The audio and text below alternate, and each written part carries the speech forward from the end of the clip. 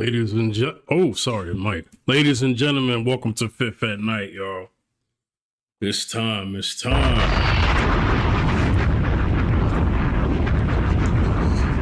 is time. Let me not waste no time. Let me bring my people up. Ray, what up, Ray? Hey, Fifth, how are you, brother? What's going on? Happy birthday once again last week, man. Thank you so much. I'm grateful for that. Thank you, man. Jessica's here. Just the romantic. How you doing? Blessed and highly favored. How y'all doing? Great. Good to see you. Happy birthday, Ray, or belated birthday. Thank you, Jess. I'm grateful for that. Thank you so much. Of course. All right. And thank you for being a gift for the eyes. I try to be, just for you, Ray. Appreciate it. Okay.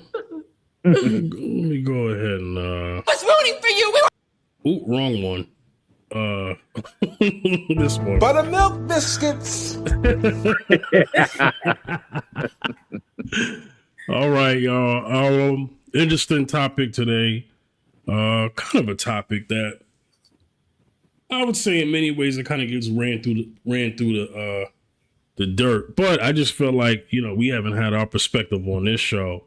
And today's topic is about modern dating and modern relationships. And just also the pressures that we put on one another, whether it's by people or society. Today we're still gonna have a good show. Of course. Yeah. So I do have a video that I'm gonna want y'all to react to. Let me go ahead, and I thought I had it ready. That's my mistake. Because it kind of touches on what we're talking about today. So let me get that up here. All right. I feel like you always wear black or white, Fifth, on the show. It's laundry day. Usually when it's laundry day, some of the stuff a lot of my stuff is just not available. But I got a black shirt on today. I was running errands, so I didn't want to put on my best stuff. Yeah. Not even for us. That's crazy. Right. Right. That's all right. I'm gonna wear something flashy one of these days, Even in your series that you do out in the world, I feel like I'm always seeing like white or black. I'm like, maybe that's his thing. Well, I had black just makes me look slimmer, but I had a gray shirt on and one of my street interviews, but the last one I did with my homie Brianna, I wore a nice little black shirt. Shout outs to my homie Brianna. For those who haven't seen it, I have a very, very, very good interview. It was very positive. Life after divorce with my friend Brianna. Hopefully y'all go check that out. Fifth in the City edition. That is on the page on YouTube. Fifth General TV. That was a really good interview. I agree with that. It was. I appreciate that. I'd say some of my best journalistic work. Okay. And then I'm gonna get to the first questions. Okay. All right. Challenge of modern love. This is the challenge of modern love. People want everything that they've always wanted in a traditional relationship: companionship, economic support, romance, family life. But now that's not enough. We want our partner to also be our therapist, our best friend, our adventure buddy, our business partner, our personal cheerleader, and our source of constant emotional validation. We expect one person to meet every need that an entire community used to fulfill. And when they can't, we assume something's wrong with them instead of realizing that we've built an impossible checklist for love. Instead, we have to reset our expectations around modern love. Basically, what I tell people is I say, take out a sheet of paper, write down everything you want in a partner. Once you write down everything, now order that from top priority to bottom priority. Now, once you have that prioritization, circle the top 3 items. These are your non-negotiables. These are the things that you will not compromise on. Everything underneath them, prepare to compromise. See, Seems simple, but I mean, what does everybody think about what that gentleman has said? Jess or Ray could go first. You want to go first, Ray? Ladies first. Go ahead, Jess, if you're ready. So I appreciate what he said, because I also say it's the same things, that a lot of things that people treat as non-negotiables are really just preferences. And you have to know the difference for you to have clarity while you're dating or while you're courting. The only thing that I would expand on is that instead of having 3 non-negotiables, I would have 5. I would have 5 core values that you need in your partner, but also the core values will need to be something that you also value within yourself. So it's not hypocritical, right? So if your core value is generosity, you better make sure you're being a generous person in your life as well. So really becoming the list, as people have said, I think is important. But yeah, people put too many extravagant, I would even say God-sized labels on people, and want a regular human person, this one person, to fill in this God-sized label, and that's never going to work. You're always going to be disappointed. It's a fair assessment. What do you think, Ray? I mean, I understand where the guy's coming from, but me personally, I've always believed in, people talk about finding that right person, finding that good mate. I also believe in being that good mate. And as far as the checklist, I've been in different forums, and one thing I've always emphasized is I would not require from someone something I can't deliver on. So if I were to make a list of negotiables, non-negotiables, I would do my best to make sure it's something I can deliver, because I think it's foolish to expect all these attributes and you can't make an attempt to perpetrate or deliver. Mm-hmm. So prime example, I'll give you one non-negotiable I have is my desire and requirement for peace. That does not mean that we are robotic. What it means is, with our differences, we have an understanding approach without tearing each other apart, and being respectful of the differences so that we can go forward. People have this delusion that peace means we agree on everything. No, we have to be adult and loving in how to disagree and move forward peacefully. I'm just saying that I emphasize that. So as far as the negotiables and the compromising, I have no problem with that. But as far as the number, I don't know if it's 3 or 5, but I just know that peace is not a compromise. For me, it's a must. Mm-hmm. Period. Yeah. The conversation I think that he was trying to have was about how even the things that are non-negotiables, people won't even compromise that. So you have your non-negotiables. We understand that. But then you have your things that are not really like what Jessica mentioned about preferences, right? And so I think there's a fear of compromise. I think people think that they're going to, they have a hard time separating non-negotiables from preferences as far as compromising, right?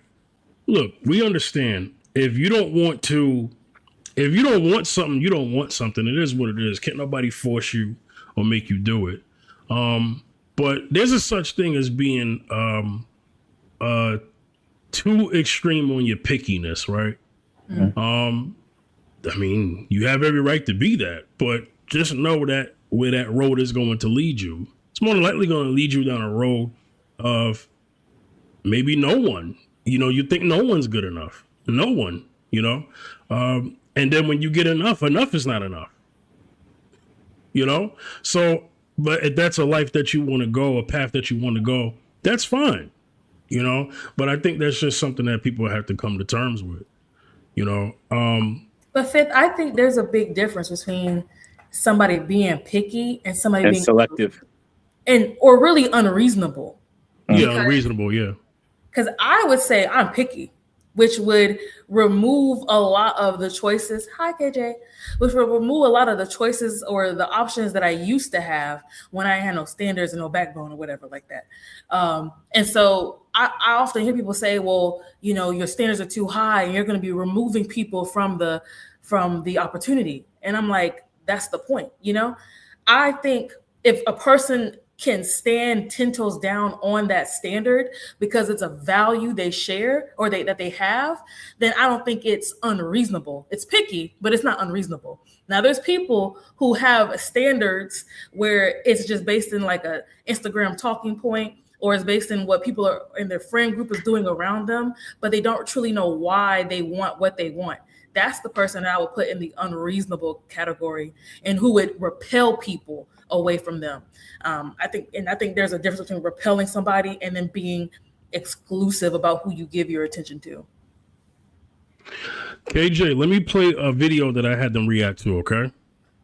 So that you can get the context of where we're going with this. Challenge of modern love. This is the challenge of modern love. People want everything that they've always wanted in a traditional relationship: companionship, economic support, romance, family life. But now that's not enough. We want our partner to also be our therapist, our best friend, our adventure buddy, our business partner, our personal cheerleader, and our source of constant emotional validation.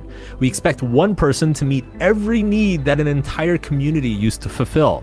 And when they can't, we assume something's wrong with them instead of realizing that we've built an impossible checklist for love. Instead, we have to reset our expectations around modern love. Basically, what I tell people is I say, take out a sheet of paper, write down everything you want in a partner.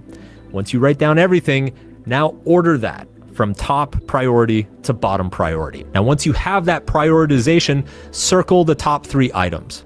These are your non-negotiables. These are the things that you will not compromise on. Everything underneath them, prepare to compromise. All right, KJ, what's your response to that video? Well, every relationship, platonic, intimate, parental, requires sacrifice and compromise. That's just the reality. Um, the problem isn't really that love was too difficult. I think the problem is that people are not mentally or emotionally prepared for what comes from love, and that requires certain level of compromise. When you get into a relationship, you're going to have to play all those roles if you want it to be successful, right? There are certain things where you're probably just going to have to validate in that moment. Hear it a lot from a lot of women. They don't necessarily want solutions to the problem that they're venting about. They just want the guy to listen. Sometimes the guy's just going to have to shut up and listen.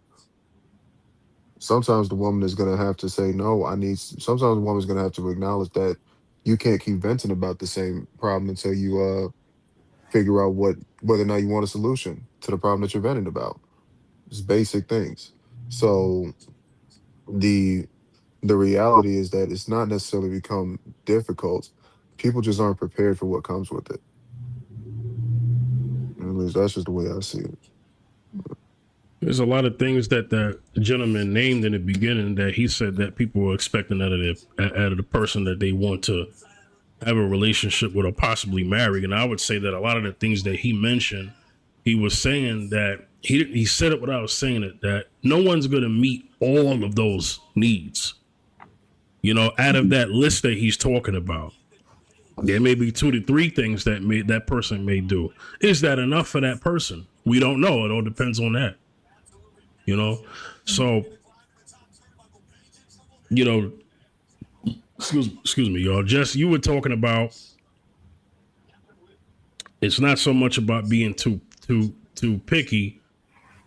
There's a bit about people being unreasonable, right? Yeah. To me, unreasonable is a standard that no one can meet, or if they can meet it, it's at extremely low percentage, right? I mean, extremely low percentage. So An unrealistic expectation is every woman thinking that they're going to get a 7-foot millionaire. There's not enough 7-foot millionaires out there. That would be unreasonable, right? It's unrealistic. That for men that they're going to get that every woman is going to that the only women they should get is 10s. You know, 10s with a certain dress size and a certain, you know, body part sizes. You know what I'm saying? That's unrealistic. That's not your everyday woman, you know? So, you know, we have unreasonable preferences on both sides, you know? I think if more people understood realistic expectations, we'd probably be in a different situation right now in terms of what they deem as modern dating today. You know, and that's also why I say you have to understand what's a non-negotiable versus what's a preference. Because if for you somebody being 6 foot is a non-negotiable, I find that to be unreasonable. Because what does that tell you about his level of character and how he's going to contribute to the longevity of this relationship? You know, so really that's what I mean. Anybody, you can put anything in your non-negotiable as a preference box. It doesn't matter. But you have to be willing to stand 10 toes down on that. And like me, I'm okay with having less options because of my values, because I'm standing 10 toes down on that, right? I'm not doing it for anybody but God and myself. But if I was doing it for culture and for people and to please people, then I would think there'd be more preferences, and I'm trying to appeal to the masses. And I just think that's a problem when people have the mentality of trying to be liked by everybody. You don't need everybody's yes. You just need one. How often do you think people make their dating decisions on values versus their actual preferences that are outside of the values? So your values is your values, but it could be, well, he got the values, but man, he ain't got 6 figures. He got the values, but he ain't 6'6". He got the values, but he don't have a house, you know, in Buckhead in a high story building in Atlanta. You know what I'm saying? Like, how often do you think people make their preferences make their dating decisions based off their values versus their actual preferences that are outside of those values? So sometimes I believe most of the times people pursue people, men and women, pursue people based on their values. I think I'm shaking my screen too much. They pursue people based on their values. I think the issue is what you value. Because the woman that you just talked about, or you know, whoever it was, if they're saying, "Oh, they're such a good person," but they don't make enough money, then the money part is your actual value. Or they don't have this high rise in Buckhead. The Buckhead is your actual value. If you're going to throw them out of the running because of this thing, then the thing is actually what you value. So I wouldn't ever say that everybody has these wholesome, just, and pure values about character and integrity and justice. You know, some people really just value, do she look good? And you just gotta be honest with yourself. Am I willing to unalive on this hill about my particular values? And if you are, then I think you're not, I don't think you're being unreasonable, because you're willing to, you know, go to war for it, basically. But there's some people who they mix their preferences with their values, and that's why they're so confused. And they keep complaining about the kind of men they get and dating being trash and ain't no good men out here. But it's probably just you. Maybe you're just trash. You know, thank you for saying that.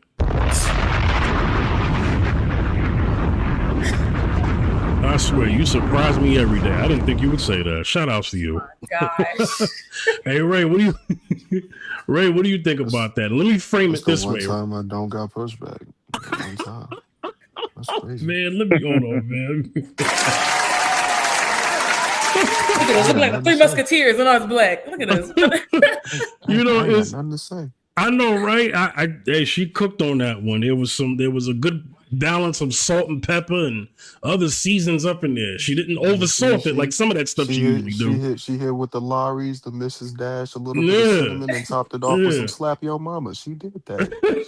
That's okay. That's okay. Be careful, because she gonna put a little bit too cinnamon and nutmeg and something later on in the show. So let's be a little careful. But Ray, so So that's a good point just made.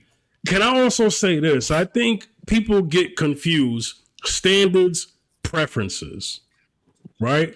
So they may have a preference that's a standard or a standard that's a preference. So sometimes they get that confused.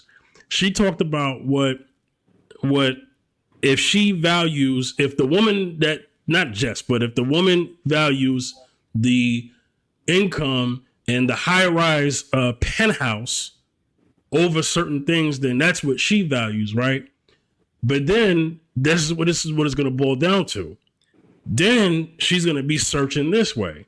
Well, since I keep running into guys who I want to meet my spiritual values, but they don't have the other values. So now let me try those other values to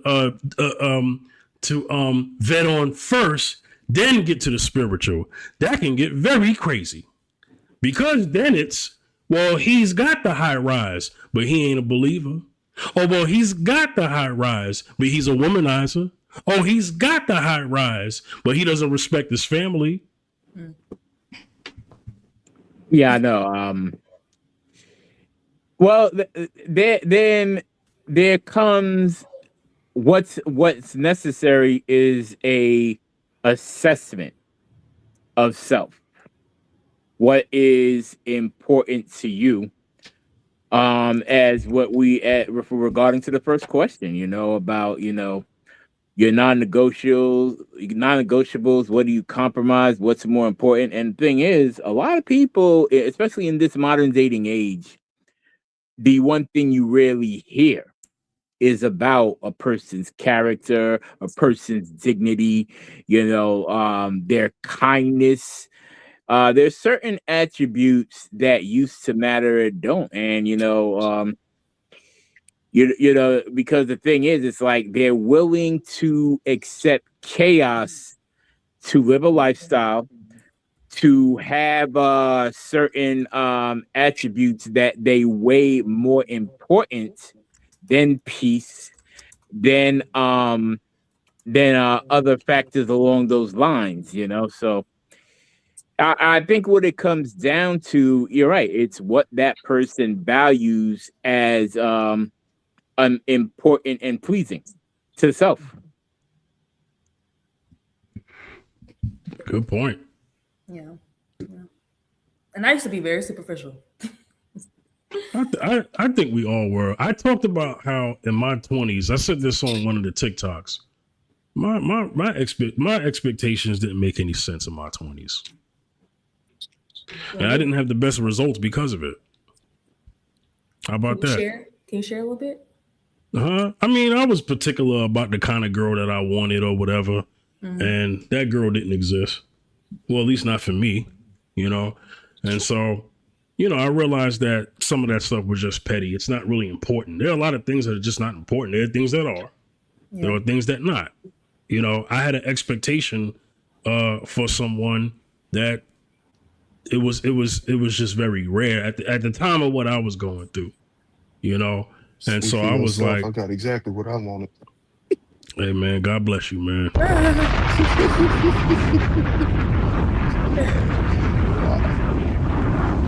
I mean, I say like this. I mean, I was your age once, KJ, but I'm not 39. So, they're just things that when you don't get a certain thing at some point, this world will show you better than it can tell you. Not wishing that on anyone. I'm just saying this is what happens. I'm not saying you go against your values and what you believe in. I didn't compromise that.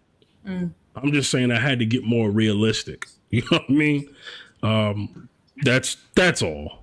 That's all. Let me get to hey Beyond, are you there? Yes. All right, I'm gonna ask a formal question. What do people expect What do people expect a romantic partner to provide today that previous generations didn't necessarily expect? Probably emotional intelligence, if I had to guess. Mm-hmm. I'm not entirely sure, 'cause I don't know what the old generation like expected from their partner in their romantic sense. But I would say today, emotional intelligence. So like being vulnerable, almost to the point where like sometimes people nowadays want like this unreachable expectation of emotional intelligence, as if like human beings are like that all the time. Like for me, for example, like me and my fiance, we kind of like butt heads in terms of like me and not always being like emotionally there. Or like for example, she'll think that like I'm in a bad mood, but like as a guy, it's very easy for me to just sit there and think of nothing. So if I say if she's like, "Oh, what are you doing?" I'm like, "Oh, nothing." Like for me, I'm actually doing nothing and thinking about nothing. But she thinks that I have like these like deep thoughts and I don't, So like she'll reach, right? And like I love her to death. Shout out to her, but like she'll reach until I get annoyed, and now there's something, and then I get annoyed, and then we get into a little bit, but then it goes away. You know what I mean? It's kind of like people expect you to be like a certain way, like perfect in that sense. But I don't know about like back in the day, but I can't really speak for the old heads. Well, can you speak on maybe the stories that you may have heard from the generations that are before you and your family in terms of romantic relationships, marriage, and love, to kind of get an idea of maybe what anecdotally in your family there may have been some Uh, expectations? the only anecdotal experience I have is my godparents because they've been together like forever, but they only got married like maybe 15 years ago. But they've been Okay. together like prior to that for like a lot longer. I want to say like 30 years or like 20 years, like prior to like getting actually married. Um, and I don't know, like the way my godmother speaks of my godfather, it's like he's like this most generous and like which he is. He is very generous and very caring. But like, when you meet him, he's extremely stoic, and you can't really tell. So it's like I guess like like the grandmas or like like your godmother. Speaking of like your grandpa or your uncle and like how like when as a kid you have an idea like your own idea of your uncle or your grandma or your grandfather, but then like you hear the stories from like your aunt or your grandmother, and then like, you see a different side to them. I guess that's like the romantic part of it. Yeah. Wow. That's Hmm. the only like that's the only like example I have in terms of like what I think would be the romantic part of it, but that's only because I've seen it like maybe like twice in my entire life, at least from my like personal experience. Okay, let me get to Ray, because I want to hear his perspective due to the generation that he's from and what he represents. Oh. What do people expect a romantic partner to provide today that previous generations didn't necessarily expect? What do you think, Ray? Ooh, I gotta think about that. No, 'cause that's very thought provoking, Fifth. Yeah. You stumped me on that. Okay. You know, this is the thing. As far as modern dating, I can't say I'm a heavy part of it. It's been a while since I had a date. It's been way over a decade since I've been in a relationship. Yeah. So I can only talk about what I see either through the naked eye or on videos. So I need you to bear with me on that. But as far as what people are expecting today that they didn't expect then, I don't know how, but believe it or not, by how people talk, Fifth, I don't know, it seems like the bag is the romantic thing, because because it's come, even though relationships and marriage may have always been transactional, it's come to the point where there's no longer any shame in it. If you go on different podcasts, um, I think that you had people then, you had women then who were beside their men through the thick and thin more than they are now. And you have a lot of women who actually have no shame in saying, if my man falls on hard times, I'm out. So I think the values have changed, the mindsets have changed to an air of more selfishness and greed than sticking it out. That's the one factor I'll say that is more emphasized today than it was back then, because back then there was more unity, there was more of a bond, there was more of a togetherness.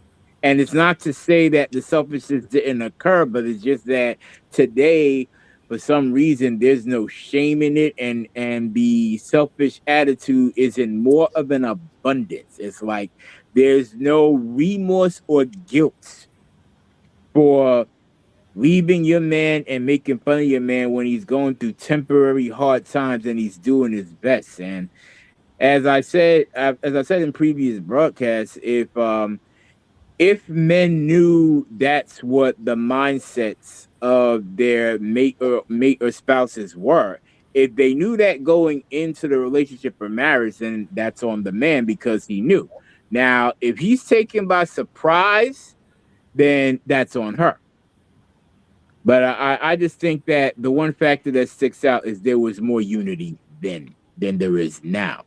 And there was the selfishness was not emphasized or put out there as much as it is now. But it doesn't mean that there was more selfishness, right? Right? It's just No, no, more. no, no, no, not at all. No, because what I'm saying is because of social media and being that we're in the age of info and technology, it's more put out there, it's more visible, it's more tangible. Because even if that amount existed then, we were unaware of it. So now we're aware of, how emphasized that mindset is. Yeah, and I think that that's a big nuance that I think is important. Like, because people often say that there has been a change and people are more selfish and more greedy, though they can use those words, like you said, Ray. But just like you said, it's not that people are more of anything, it's just that we see it more. Right. So we're like, oh, I didn't hear about it as often. But now I'm like seeing it everywhere. So in your brain, you're like, okay, what's more people must be doing it. But I don't think that's true. I think we have to frame it as this like dynamic people have had for eons, like people have wanted stability financially for eons. So why are now women being called gold diggers because they're saying it out loud when it's been the dynamic for eons? And so I do think there is a like exacerbation of things. So people are like, oh, modern dating is like awful, da, da, da. It's so different. I don't really think it's different. I just think it looks And different. it's gone, it's gone, it's gone, it's gone. JJ, Jess, that's not what they meant by gold digger. what are you talking She about? take my money when When I'm in need. Yes, they she's a do. trifling friend indeed. Why do you always bring Yeah, out she's a songs? gold digger. Way Way over over town. town. It That dig digs for on me. me. Oh, she can't be more. No, no, let me I ain't stop. Right? saying she a gold digger. You're not She indeed. ain't messing No. with no broke. I love that y'all Say have it. these You moments. can't even say it. Okay. Let I me love tell to you have these this. moments on my behalf. I'm A so glad gold I brought y'all together. so a gold digger is not a woman who who is taking care of her responsibilities and in turn being provided for, expecting those provisions to be made for her and her children. That's not what a gold digger is. A gold digger is somebody that expects the benefits of a traditional man while being a modern woman. That means that she still prescribes to a very feministic, very independent woman mindset while simultaneously expecting to have the benefits that women had during a patriarchal system. There were flaws, Checkmate. there were benefits, there were pros and cons to a patriarchy, whether you want to admit it or not. Even though people like to treat patriarchy like it's inherently a negative thing, it's not. I'm sorry. Now, if we're talking specifically about those types of women, the actual gold diggers that we're referring to, they weren't as prevalent back then as they are now because back then women knew their role. Sorry to sound crass, but that's how it worked. They knew what they had to do in order to be provided for. You had to give a man an incentive to provide for you. Therefore, you had to display that you were actually capable of being a wife, just like he has to display every single day that he is capable of being a husband. It's already ingrained. It's a mentality. It's something that you're taught going into adulthood. Now, that being said, I'm going to be inflammatory. Fifth, you're welcome. I can't stand Gen X because Gen X likes to pretend like they forget the bad things that happen in their generation and they only want to remember the good. There's a word for that, propaganda. Gen X likes to propagandize towards everybody that they were this perfect, most disciplined generation when half of the time they couldn't even get their marriages figured out. When between 85 and 95, single motherhood was at its peak. Now we see it fluctuate up and down as the years go by, but it wasn't at its highest between it was at its highest between 85 and 95. And that's when Gen X was coming up. So because there was a lot of things that they were missing growing up that they were entitled to, they were projected this narrative that you are not entitled to these things, you earn these things, right? No, children are entitled to discipline, nourishment, respect, et cetera, because they didn't ask to be here. But because of that, they don't understand what it's like to actually raise their kids. And they can't raise their kids without having two different perspectives in it. That's why you have a lot of my generation who has a completely different perspective on modern dating because they didn't have a balance of both sides. They were robbed from having a balance of both sides because the Gen X of parents were so busy beefing with one another. Oh, yo, daddy ain't shit. I'll throw a coin in the swear jar. Mm. But we can't pretend like this generation was just this most disciplined uh, generation of people when you have my generation that is probably the most softest of them all because we're so busy trying to figure out how to mitigate from the damages that were done to us in the past that we can't look forward. And so So we're listening to an older generation that's trying to give us lessons on things, but they can't even remember what us. No, we're not gonna do that. No, sit down somewhere. You're 48 and mentally 14. Please sit down somewhere. That's a good point. I'm not gonna lie. Okay, It's a so pretty I good must point. correct something. I was talking about the mislabeling of people being called gold diggers, not the actual inception of the word. So I think that nuance was missed because we agree. People are calling something a thing when it's not. And I am saying when men specifically will call somebody a gold digger because she wants a man to make a certain amount of money so he can provide a certain lifestyle for her, that is not something that the city girls created. That's something that's been a I dynamic think since the that's a good point too. beginning of time. So I'm saying we're exacerbating things, saying, oh, well, or love is so different in 2026 than it was in like 1873. It's really not. We all want the same things. We just have different toys. We have different names for it, but it's the same dynamic. Now here's the difference. How much did That's a you good point too. how much did you think it cost to raise a whole to provide for an entire household in 1975, for That's what example? I'm talking about, KJ. No, still answer the question. How much did it cost? In 1975, Yeah. Give me a median. Give me a probably guess then. like, I don't know, probably like 45. 45. How much does it cost now on average? Depending on where you live, probably 100, Six 120. figures. Six figures median across the entire country. Yeah. So what is the average income for men For men or for annual? people?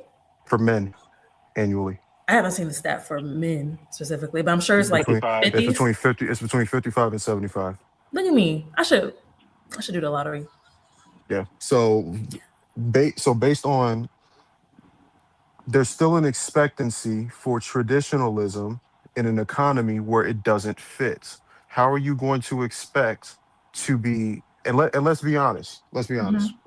We didn't see this drastic change until ding, ding, ding, ding, feminism. Feminism and the ideologies that they have prescribed and what they want, when you had women that wanted to be involved in the workplace and not just their selected workplace, they specifically said we want to have access to all things. What ended up happening is that we ended up seeing a drastic increase in our economic deficit overall. It wasn't as drastic until women started working. No, I'm not saying that women working is a bad thing. I'm simply giving an analysis on the after effects of when women started working. Only then did we started to see the average household income actually increase to the point where it wasn't even affordable, where it was affordable once upon a time for a man to provide for an entire family just off of him working at least 40 hours a week, to now where you require a two income system in order to be able to provide for one single household. That didn't happen until after women started being involved in the workplace, and they started being involved in the workplace because that's what feminists asked for. Now, if we're going to be if we're going to be honest, based on that assessment, there is way too many instances where you have women your age and my age, both of our ages, who are saying that they still want the benefits of traditionalism while simultaneously be treated as an equal to the man that they're dealing with. They still want, or either that, or they want the benefits of traditionalism while being the leader of the relationship. You can't be the man of the house and reap the benefits of being the woman of the house at the same time. But you can't communicate with that to women because it's misogynistic. It's incelly. Kevin Samuels was saying the same thing, and they booed that man to his grave. Food What are him we to his talking grave. about? Food him to his grave. Fifth, KJ, am I you're lying? missing. You're Ray, missing so Fifth, Ray, much. Beyonder, am I lying? Tell me KJ, No, where you're I'm women not. lying. women You're were not. You're working not. forever. And the fact that anybody out of their mouth can say the fact that women are in the workforce is the reason why we lack economic mobility is such a That's not narrow what I minded. said. But you did That's though, not what I because you're said. because we brought up the whole context of this was that it's much harder to achieve stability, right? It's much harder to have enough income, one person have enough income to provide for a household in the same way we were doing that in the 1970s. That's how we We started didn't this see conversation. economic That's stagnation how until we women started working way, way back. that's what I'm telling you, KJ. That's incorrect because one, women were working forever. Women were just asking to get paid for it. Secondly, the fact that any of us can say that the fact that the regular everyday person lacks economic mobility just in America is because of feminism is crazy. When we know that Bill Gates himself makes $200 a millisecond, the fact that we know, I've seen a thing that was like it would actually cost Bill Gates more money to pick up a $50 bill off the street because he makes so much money in a second. We make more money in America than we ever have in the world. There's But more who's money in we? You there's mean more him? Objection, Your there's Honor. Relevance. listen to You what mean I'm saying. Listen to what I'm saying. There is more money in circulation today than ever has been. The fact that the regular everyday person does not have access to that money is not because of feminism. It is because of elitism. It is because the powers that be have kept the everyday blue collar worker out of certain things so they can get wealth. It's because these companies are buying up properties and are selling it for Airbnbs. So now the regular everyday person can't afford a house. That's what happened, not Please don't try and feminism. go band for band on socialism and capitalism with me. You will But you're bringing up fail. feminism as if he's not it's the he's not problem, but it's he's not. not entirely wrong in my background though. No, Like but she's not wrong on the portion of elitism, but she's treading that line that if we get rid of the elites, then everything will be fine and dandy, knowing good and doggone well that if the elites leave the United States will be economically on the same scale as Nigeria. That's not what We I will said. be Get rid of the bottom of elite. the barrel. You I were never getting there and you know it. Don't gaslight I me. never You can said that. gaslight everybody I else in here said they but are me. Come on now. hoarders. I said they're hoarders. And if they were actually philanthropic like Jesus wants us to be, we would all be in a better place. If Nixon's trickle-down economics actually was a real thing and people actually expanded their generosity to people, then the everyday person could afford college. But we know that's not true. We know that the people who are we know the people who are against God are the richest people in the world. And so they're not going to be generous. They're not going to make sure you have adequate food and adequate health care. So it's not feminism, because it's not which is why the blue-collar because it's person not their is suffering. obligation to do that. But again, It's I'm not talking it's about not the their obligation to do morality that. of it. Jesus recommends that you do it. Jesus didn't say that you have to do it. Be a giver, They're not obligated to do that. I'm sorry, they're be not. a Now servant of people, be a cheerful giver unto God, not unto man. You have to have discernment onto who you're giving to, who you're investing in. You can't invest in everybody, especially when you know that investment's going to be a failure. That's the difference. So everybody, yes, everybody comes. have discernment with who you're investing in when it comes Of to course. everybody. That's what I'm saying. Yeah. So when I'm talking specifically about let's tie it down to modern. Let's tie it back down to modern day because I can see Fifth getting annoyed by. I'm sorry. I'm No, I'm sorry. I not took getting it there. annoyed. But I want Beyonder to kind of chime in because he actually wants to be a part of that conversation between you and Jess. That's Oh, all. sorry, Beyonder. go ahead, bro. Go ahead. You No, got it. I was agreeing. I was everything that Jess is saying. I understand where she's coming from. I also understand KJ's point as well. Um, yeah, I agree with both to some degree, but I think I lean more towards Jess only because of the fact that, like, in terms of, like, in regard to like the elite talk, is like, yeah, they definitely profit off of the suffering of average human beings. So like, if they were more generous, and like if they were like, if they had the people's interest at heart, which, I mean, think about it, right? If you had all that money, it doesn't not to store up for yourself. So if you're storing up for yourself, but you're not giving any of that money away to help people who actually need it, that's the problem.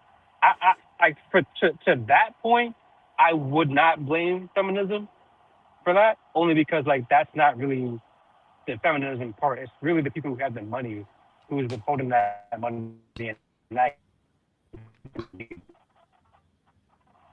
Is the Yeah, audio breaking up for y'all? yeah, he got to repeat that because he on the road. Dang, Beyonder, you hear us? yeah, I hear you guys. Yeah, you hear me? It chopped up a bit. Say what you said again about feminism. You not being part of that or whatever you said. Repeat that whole thing. Can you hear me clearly now, though? Yeah, we can hear you. Okay, yeah, I was saying that I agree with Jess because the elites not giving their money away is not because of feminism. It's because of their greed. Like they're not giving away.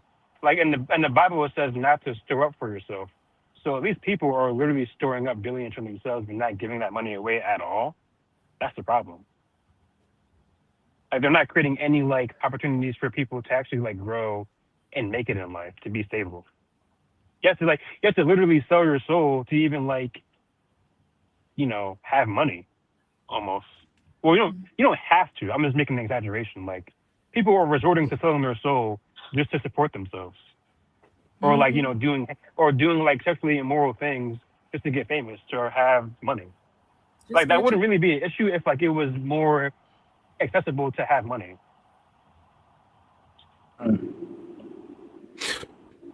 So I kind of want to get in on this too. Then we're gonna get back to the topic. I'm actually taking notes here, and I'm gonna choose that for a later topic. Just so, he feminism got mentioned. I wasn't gonna. I was trying my best not to go there today. But you mentioned elitism. I like that you mentioned elitism. Are you able to admit that even elitism exists in the feminist umbrella? Oh, sure. Okay, so what are the feminists who are anti-elitist? If they are anti-elitist, are they challenging that within the feminist camp? Do you see definitely. that? Most So definitely. how do they challenge it? Just the way you would on the street, calling them out, being rude. I don't say being rude, but calling them out in the comments, but also showing how like like this trad wife thing that's going viral right now about how these different influencers are making millions of dollars off of this trad wife aesthetic, but are actually working women. There's people doing think pieces on that. There's people educating women. The fact that you being a trad wife, but also making millions of dollars off your TikTok, they don't correlate. It's like what KJ said, it's all propaganda to push a narrative. People talking about the Mormon church paying people to make certain kinds of content to push propaganda. So calling out in that way, I think most people are just using their social media platforms to call out contradictions in people's online personalities. You're saying that's in the Hey, feminist hey, umbrella? Fifth. Because Hey, that's the Fifth. question. Hey, KJ, go Fifth. ahead. I just clocked in. I just clocked in on TikTok today and exposed my first 3 elitists today. We're getting one step closer to true equality. You don't think education is Does important? that make sense to you? There's a You don't think difference. education is important? There's a difference between education and framing your talking points as education. These people are putting forth their talking points in a script-like mentality and framing it as education as if that what they're saying is objectively true. You can be a traditional wife and still profit. Those two are not mutually exclusive from each other. Traditional wife doesn't mean you sit there, look pretty, and make no money. That's not a traditional wife. That's a trophy wife. Where's your caricature Big from difference. traditional wife coming from? Like, where's your definition of that coming from? Huh? Where's your definition or caricature of a traditional wife coming from? It's on how they defined it over time through a nuclear family. Because my definition of traditional wife comes from the literature at the time. Like, I researched this ideology that was going really ham in the 1830s called the cult of domesticity.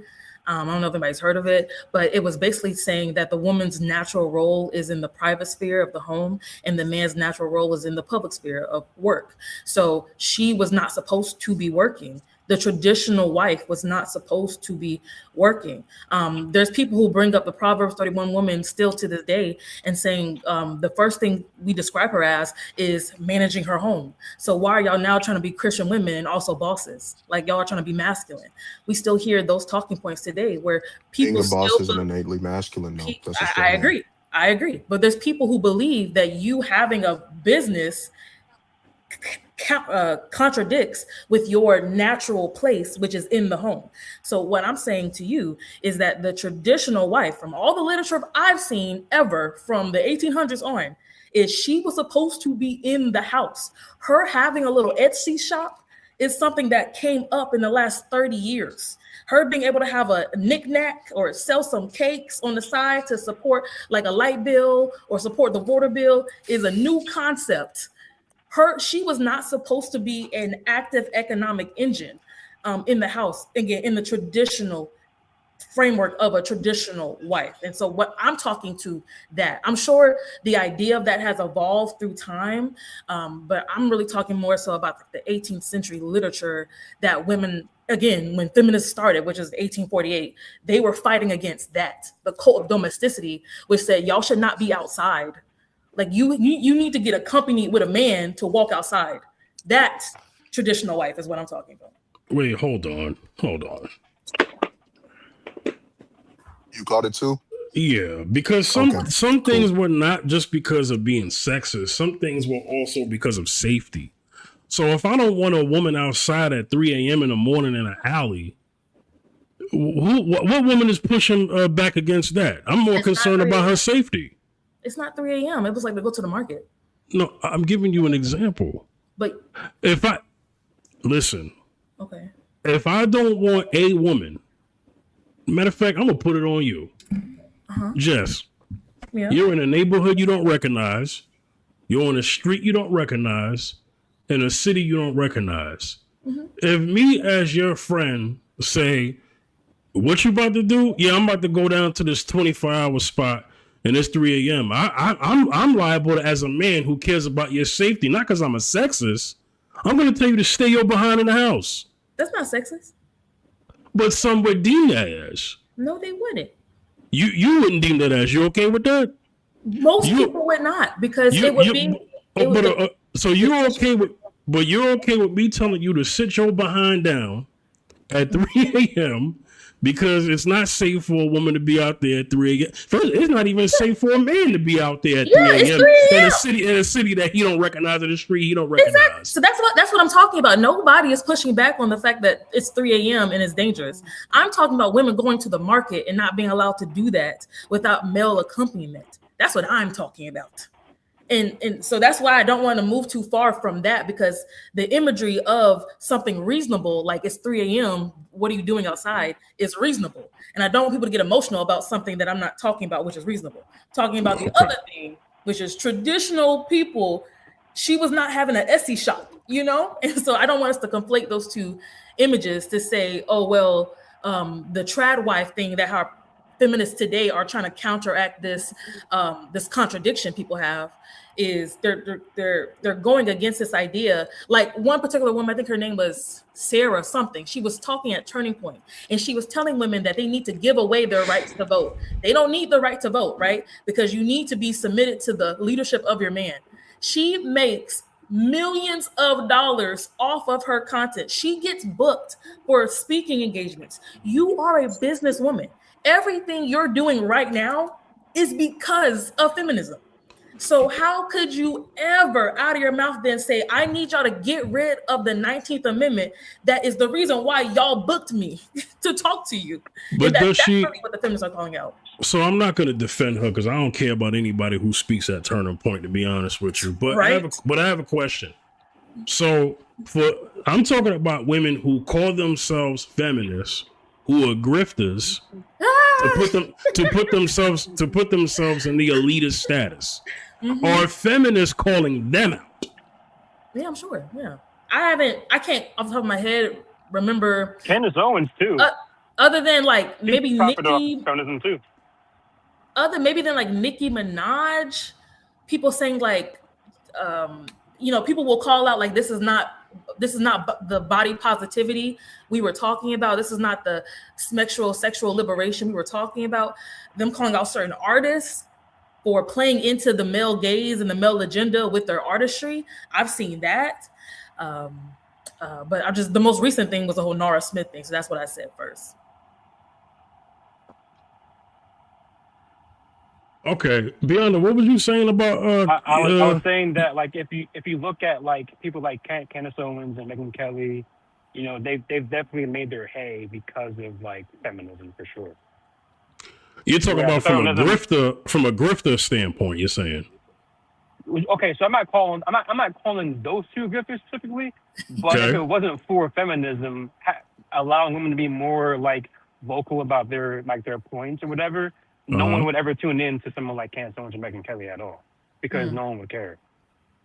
And like feminism had that.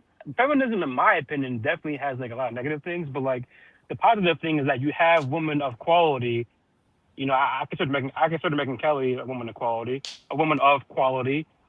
She's out here talking and people like her because she's married, she's conservative or whatever, blah blah blah. People like her. But also they care about her opinion because of the guise of feminism, to a degree. And feminism allowed women to, go ahead. I mean, they actively promote themselves as anti-feminist, which is the contradiction. Yes. Like Candace Owens, she made this big 180 when, DJT was like coming for her. And now she wants to be like, oh, he's the worst thing that come into the office. And I'm sorry, I led y'all to vote for him and stuff like that. Like everybody's singing a new tune now that he is coming for them. But it's like the reason why you have this platform is because somebody unalived behind your voice being important too. And that's the contradiction that I think is educational, which is important. It definitely is, because like Candace Owens, like I love women that I like. The women that I know and like they're awesome. Don't get me wrong, but they definitely like have benefited from feminism to some degree. Maybe not to the full degree, but to some degree they definitely did, because take away feminism, you're not going to see the same women profit as much. That's fact. Okay. Good conversation, but I think we should save that for another show. I have a question. Think, What is the actual yeah, topic? I actually didn't see it when I yeah, was the going top, on. I don't even know what it is. I mean, yeah, the topic is, yeah, the topic is the burden of modern love. Have we made love too difficult? oh, that's really good, Tip. Holy shit. I'm sorry. Oh, holy crap. Um, So Meerkat's here. Hey,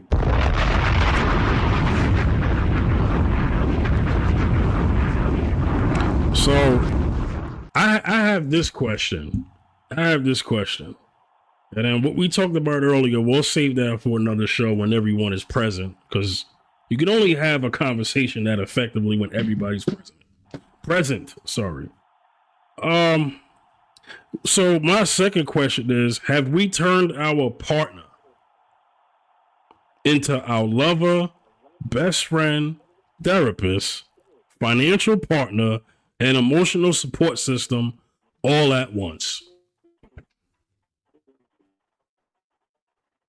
Who want to answer that first?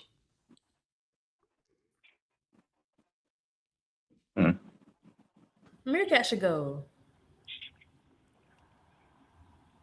Meerkat, you're muted. Yeah, you're on mute.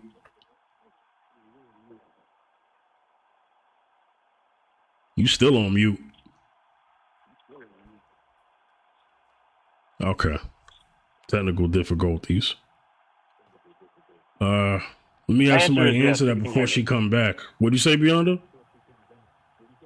So my answer is yes. Yeah. Can you break it down? Can you unpack it? Can y'all hear me now? Yeah. Okay. You can go ahead. Go ahead, Beyonder. I was gonna say yeah because we live in some tough times, man. So, you know, a therapist costs too much, right?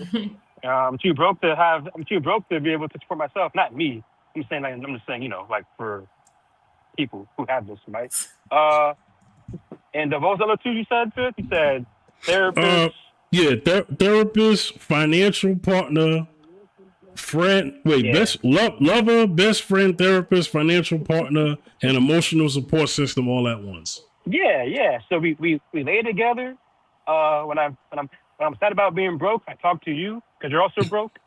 So yeah, so like it's a struggle of love across the entire border of America for sure.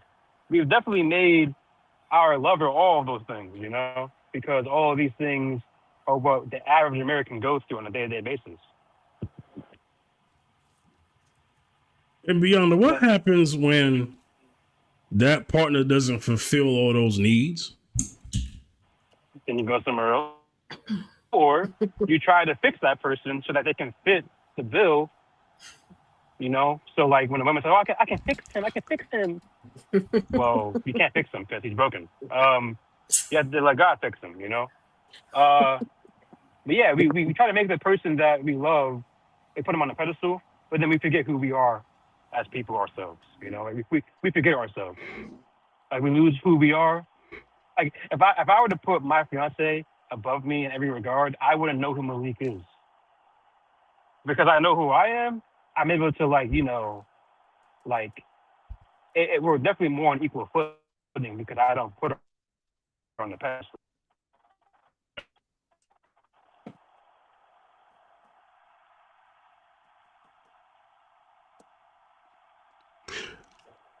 Beyonda? Yeah.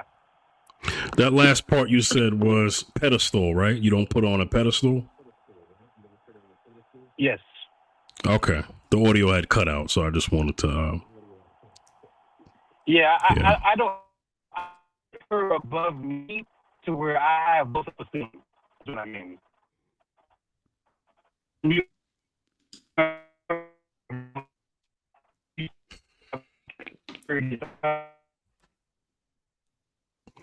Hey, Beyonda, man, Beyonda, your Boost Mobile's acting up.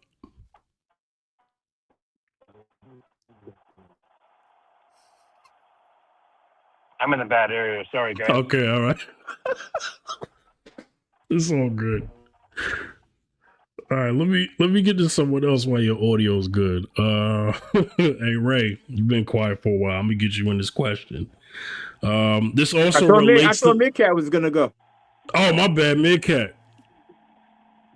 Hey, can you hear All me right. now? Yeah. So the question is: have we turned our partner into our lover, best friend, therapist, financial partner, and emotional support system all at once? It's a good thing if you do those things, and if you're are successful with it. I think you can overly do any of them, okay, except being the lover part, you know. But you've got to be able to stand on your own 2 feet and stand together. So I think if you want to say therapist, now there's some things that you can't do for each other. They need to go get professional help. But if it's just day to day life, it's family stuff, and you respect each other and you love each other, and you'll be able to listen to each other and share whatever your history is, whatever your experience is, whatever you've heard, whatever you've read about, whatever you've watched, um, to help them come to a conclusion on whatever issue it is. Um, hopefully you've got some decent friends, pastors or whoever that can help with the really hard things. And as far as financial, everybody should be able to manage their money. Michael and I have separate.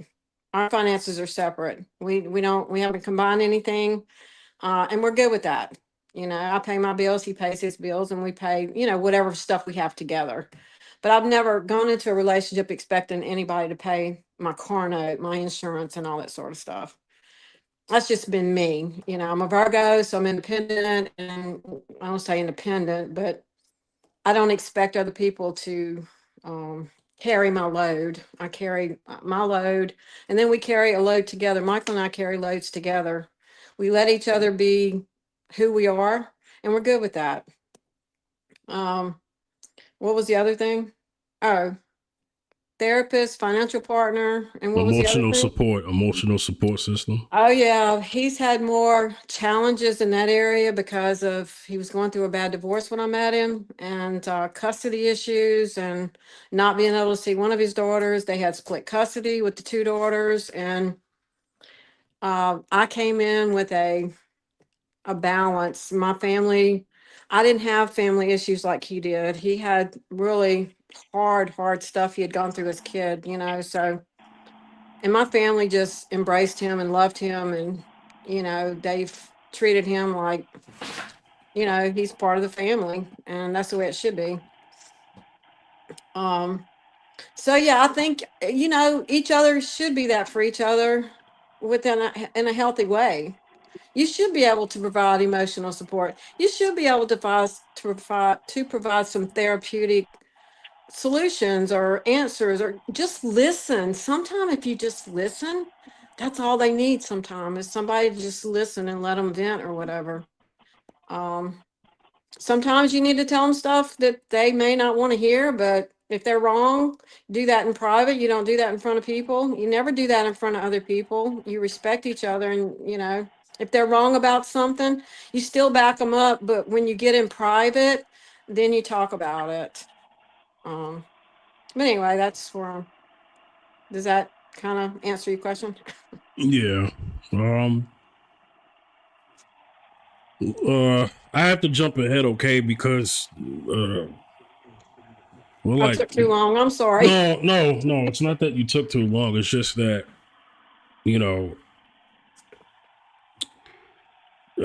I can't catch everyone up because we started already.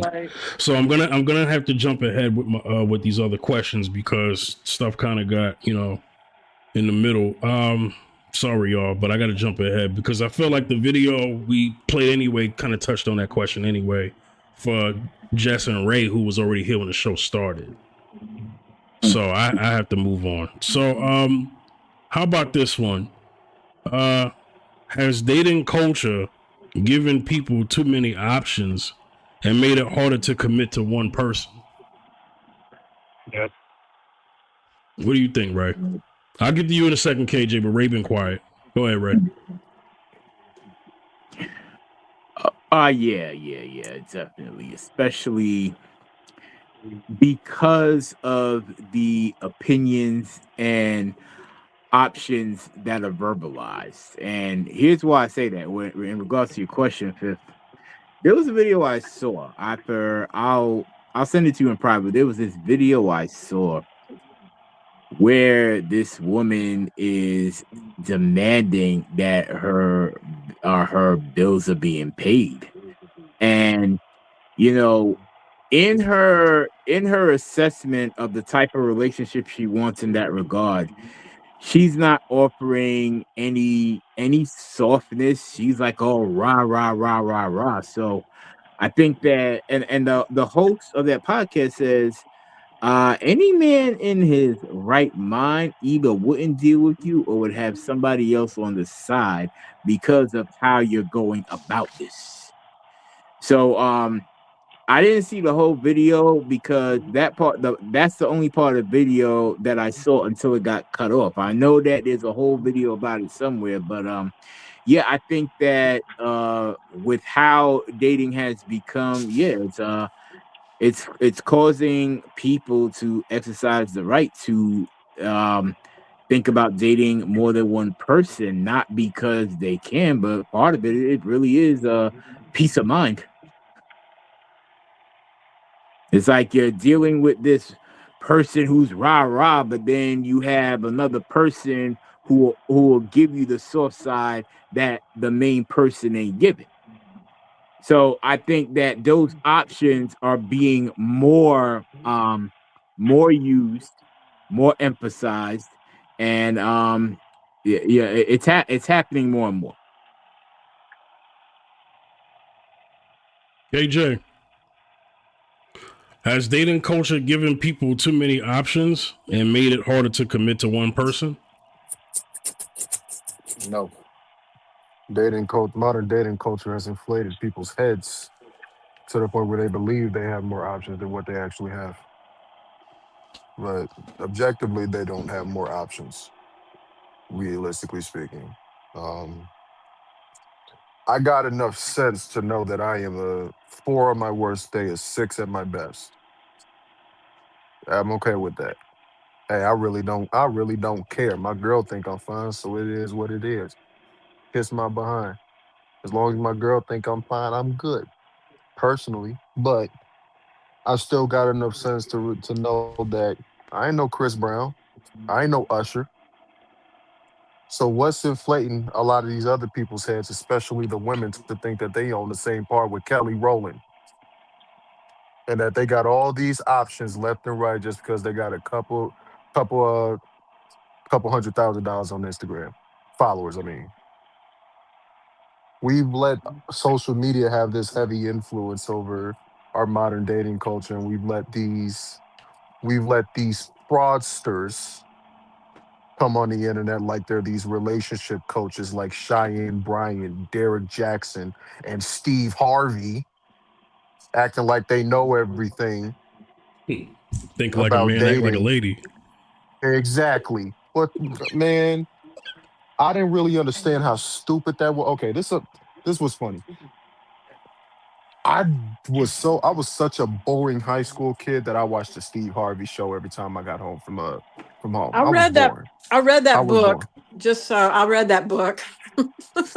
I didn't understand what he really meant by think like a man, act like a lady.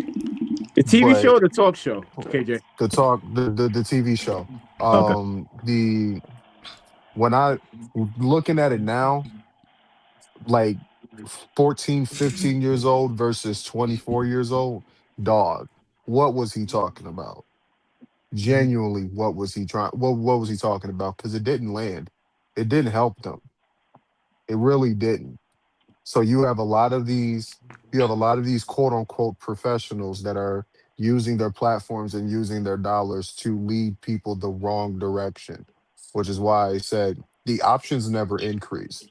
The options, dare I say, are inherited. You inherit the options based on the value that you bring. You may be able to bring them up, you may be able to bring those options down, depending on how you upgrade yourself or downgrade yourself. But that's specifically subjective to the individual. That's the best I got, honestly. Hey, does I anybody know, ever? I know, I know. Jess ready. Come, If she come if on, she bro. Can you got if Come, she guys got come a on. response, she can go. Come with it. can Come you with guys it. hear Come me with or it. no? Yeah, I'm we hear you, watching. Beyonce. I'm watching wrestling. Come on, man. Okay. Let's do it. Yeah. Yo, you When watch you wrestling were too, KJ? I'm watching it right now. Obafemi cutting the promo. All right, don't spoil it for me. Don't spoil it for me, because me and I Beyonce. ain't gonna lie. I ain't gonna lie, Hey, me Fifth. and Beyonce are That's why wrestling fans, yo. I ain't gonna lie, Fifth. That's why I missed last week because I was so locked in on wrestling. I forgot. My bad, bro. dude, would you mind repeating the question? Yeah. But Jess, did you have a retort for what KJ said, or you'll just answer the question? You don't have a response for KJ? I would like to do both. I mean, I could respond after Beyonder talks. Good. My only retort was that Steve Harvey helped people get some swag, on his actual talk show. He was helping you guys learn how to talk to people, just get their confidence up. That was actually really helping them, it was. And helping them clean up their image. And then even when it was like a Ask Steve thing, and some of these people would be coming up and they'd be like, yeah, I've been in this 7 years relationship with this man, and he still ain't proposed to me. And Steve be like, what? He was like, why would he? You were making everything so convenient for him. Why would he? I feel like, you gotta, what is it called? Eat the meat and spit out the bones. Spit out the bones. Yeah, yeah. While I don't think everything, I'm sorry, Beyonder. I'm sorry. I knew it was gonna be something special. I knew. While I don't think that he was perfect in everything he said, because I don't think he's a good person. I do think he helped people in certain facets of their life, and that's all I say. All right, KJ, don't respond to that. Let's get to Beyonder. Beyonder, the question Give me was examples. no, it's fine. I'll get to that in a second. The question Beyonder was: has dating culture given people too many options and made it harder to commit to one person? And then we're gonna go back to Jess so she could answer that question. I guess to piggyback off of KJ, it's more of an illusion than it is like a reality. Oh, there's so many options. Um, and that's done by design to kind of like split your mind and your spirit in multiple directions to where you don't even know like where you're at spiritually. Because like Mm-hmm. even if we're talking about corn, for example, like corn is probably like one of the worst things that a man can consume. I've had problems with it in the past. Dealing with this since 13. It's like it gives you the illusion of having so many options when really like you don't have any options. But like you're telling your brain that you do, but then it kills like your drive to be better. So like even from that aspect, like from the man's side, but for dating, like I would say it really affects women the most because they're the ones that have their egos are being more inflated in terms of like the quote unquote options.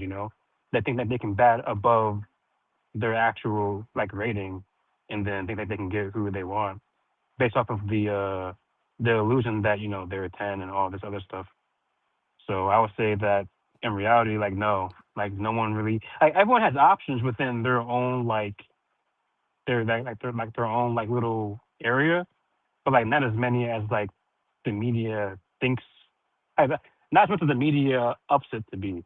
You know what I mean? It's more of an illusion than it is like a reality, in my opinion. Okay, let me hand the mic to Jess. It's your turn. Take your time. If I'm understanding the question correctly, does modern dating give people more options? Yes or no? Right? Are modern relationships more? Oh shoot! Sorry, wrong question. I had to scroll down. Has dating culture given people too many options and made it harder to commit to one person? Mm, I mean, I would say yes. I would say yes. While I do believe you can't call something an option if you would never truly want it in the first place, like so just because 10 men are talking to you and only 3 of them really align with you, then you really only have 3 options. I do think that yes, modern dating has expanded our reach and it allows you to meet more people who could align with you better. And I also do think that it The second part was it highlights your character, right? Well, it has nothing to do with character, but if you want to talk about character, you can. Okay, I don't want to talk about character. That's not what the second thing you said. Yeah. I'm forgetting my point with the second part of that question. Well, remember, you also had a retort to what, I don't know if you wanted to finish your retort to what KJ said about the whole scheme and concept of what he laid down, because he did mention a lot of things. No, he didn't. He kind of did. He didn't give no specifics about what Steve Harvey actually said. He made generalizations and deductions about how he felt about that. Huh. Well, never mind. Let me just be a referee. You talking about me?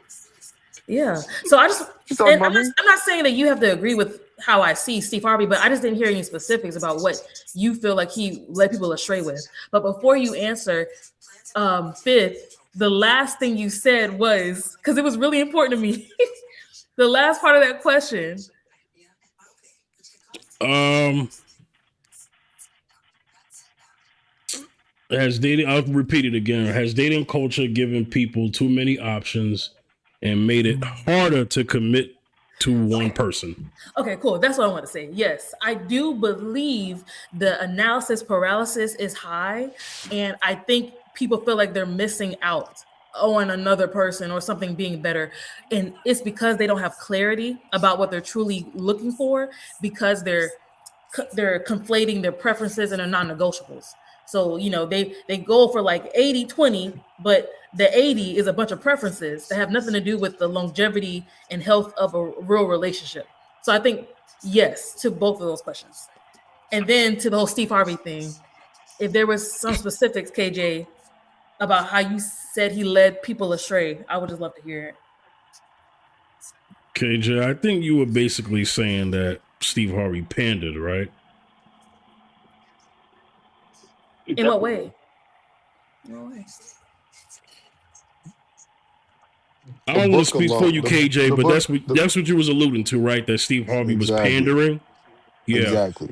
So the reation why I thought that he mentioned that pandered for a demographic of women that are way beyond the years to even be having the same tired discussion that you would usually see amongst early 20-year-olds, early 30-year-olds. Like what, KJ? I just said. Act like a man. Act like a man. Think like a man. Act like a lady.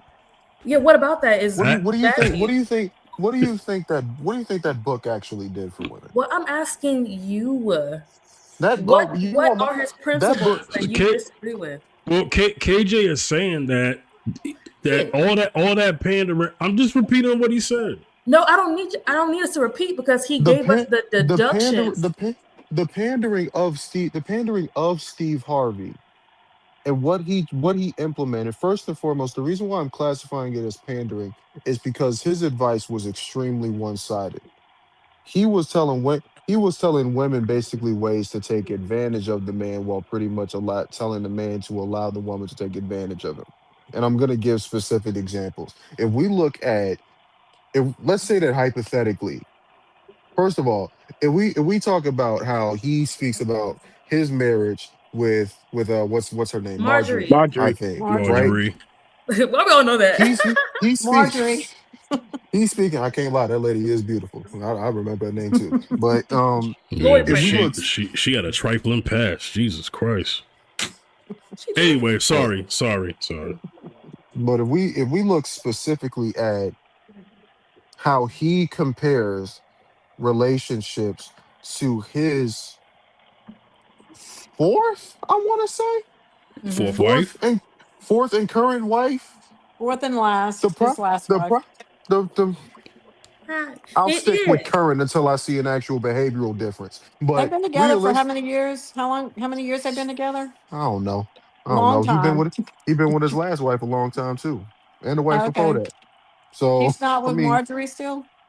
He still is. He's just saying that Steve has a pattern. He said that. He's admitted that. He admitted why he had that pattern. So yeah. But what did he say specifically? Because I don't remember. I don't remember his specifics, but I can look. I can get quotes of the book, and then we can debunk from Yeah, there yeah, if please. that's what you want. And the only But reason the I'm re- asking, but the the reason only why I have pushed back for Steve Harvey is because of his imbalance when giving this said relationship advice.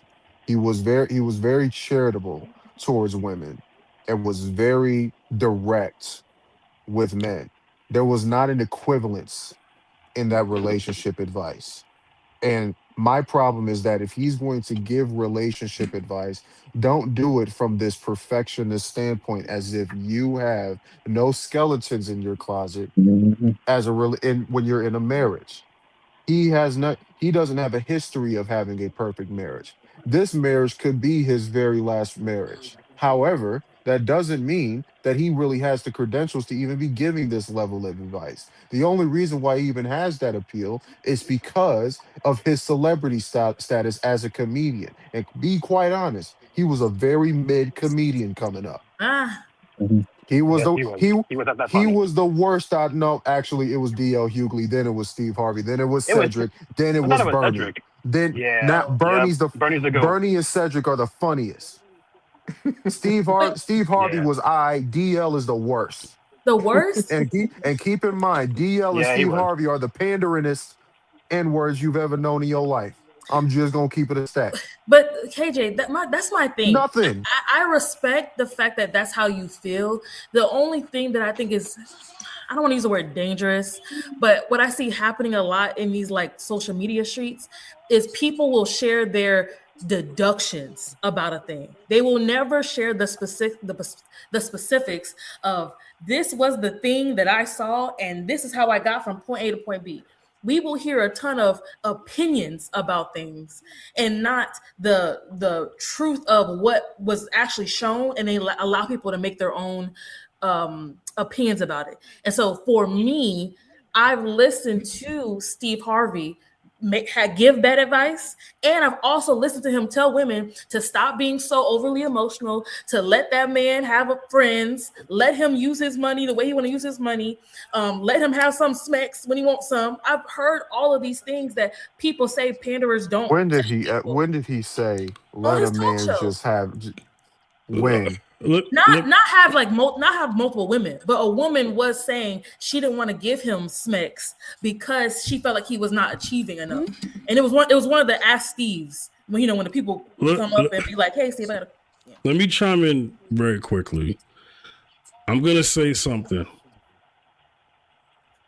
Jess, you're mentioning something that I don't remember that quote, but I do remember towards the end of Steve Harvey's talk show, I did notice that at some point he got tired of some stuff.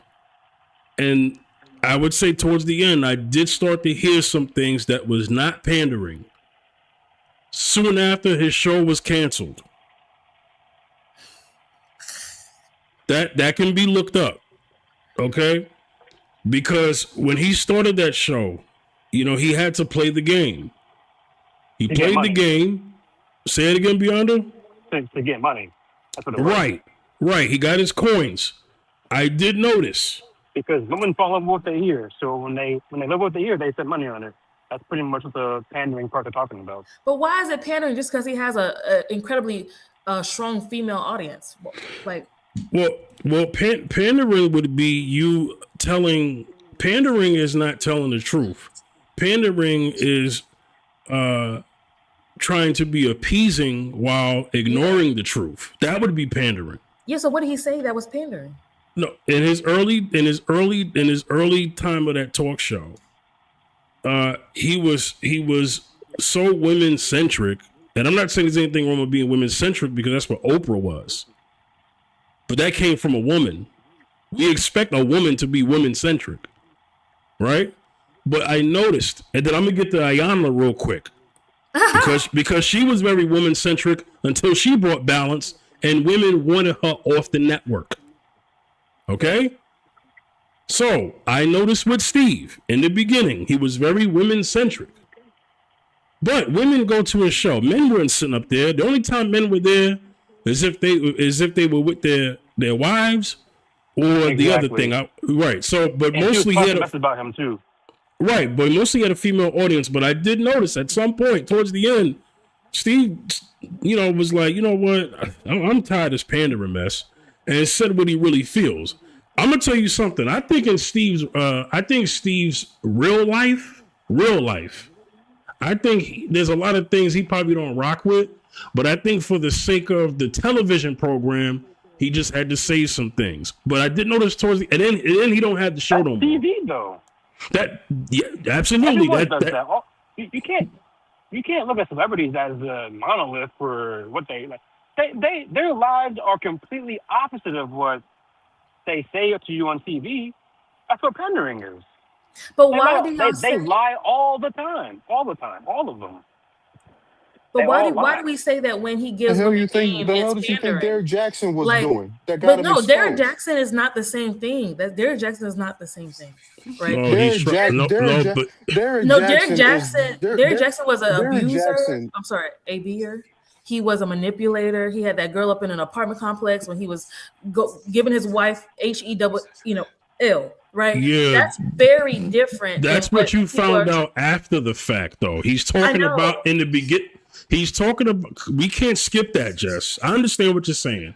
What he's saying is in the beginning, before we knew that about him, Derek Jackson was A1 pandering. No, now I'm not saying he wasn't, Fifth. I'm saying we cannot compare. No, you said no. This is what I'm hearing you say, Jess. Okay. You want to get to Z, but I want to talk about A. So before we get to Z, talk about A that led towards Z. Right. So if we're gonna walk it through with Derek Jackson, we have to mention how he got his coins. Yes, you can get to the letter Z, but you jump to Z. Let's get to A. Well, I'm not disagreeing that he was a panderer. I'm saying let's not put Steve Harvey and Derek Jackson in the same pot. That's what I think.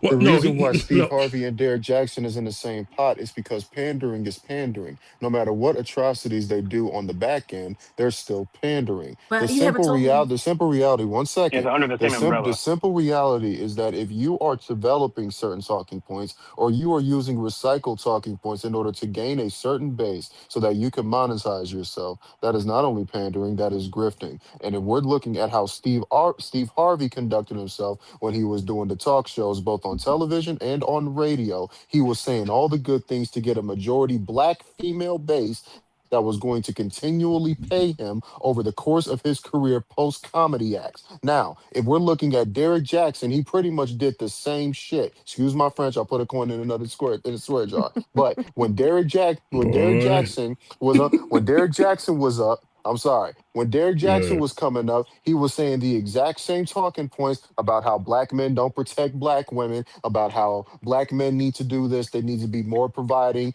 et cetera, and come up with all these different talking points that women have been saying since the COVID-19 era of podcasting, right? Whereas when it finally became exposed that not only was he an abuser, but he was a serial cheater as well, that's how you knew that he was a panderer. We know that Steve Harvey is also a panderer because he's speaking from a level of hierarchy as if he's exempt from the skeletons in his closet of his past when it comes to his previous marriages. Derek Jackson is in the same boat because he's talking about how black men don't have any self-control and how they don't protect black women and how they love to cheat on black women. Whole time he was doing the same thing to his wife, and his wife is having a mentally lethargic breakdown talking about the helmet of salvation using biblical scripture out of context to try and mitigate the damages that Derek Jackson put on her. Please tell me where I'm telling lies, because I don't think I stuttered at all. Okay, these are pandering men. So I'll say the first one, right? Again, y'all are trying to conflate and confuse Steve Harvey for that. And what I'm hearing, right, is that when anybody has a criticism against men or especially black men, and they have a predominantly female base, it's going to be seen as them pandering. It doesn't matter what they say. Because hold on, Jess. Hold on.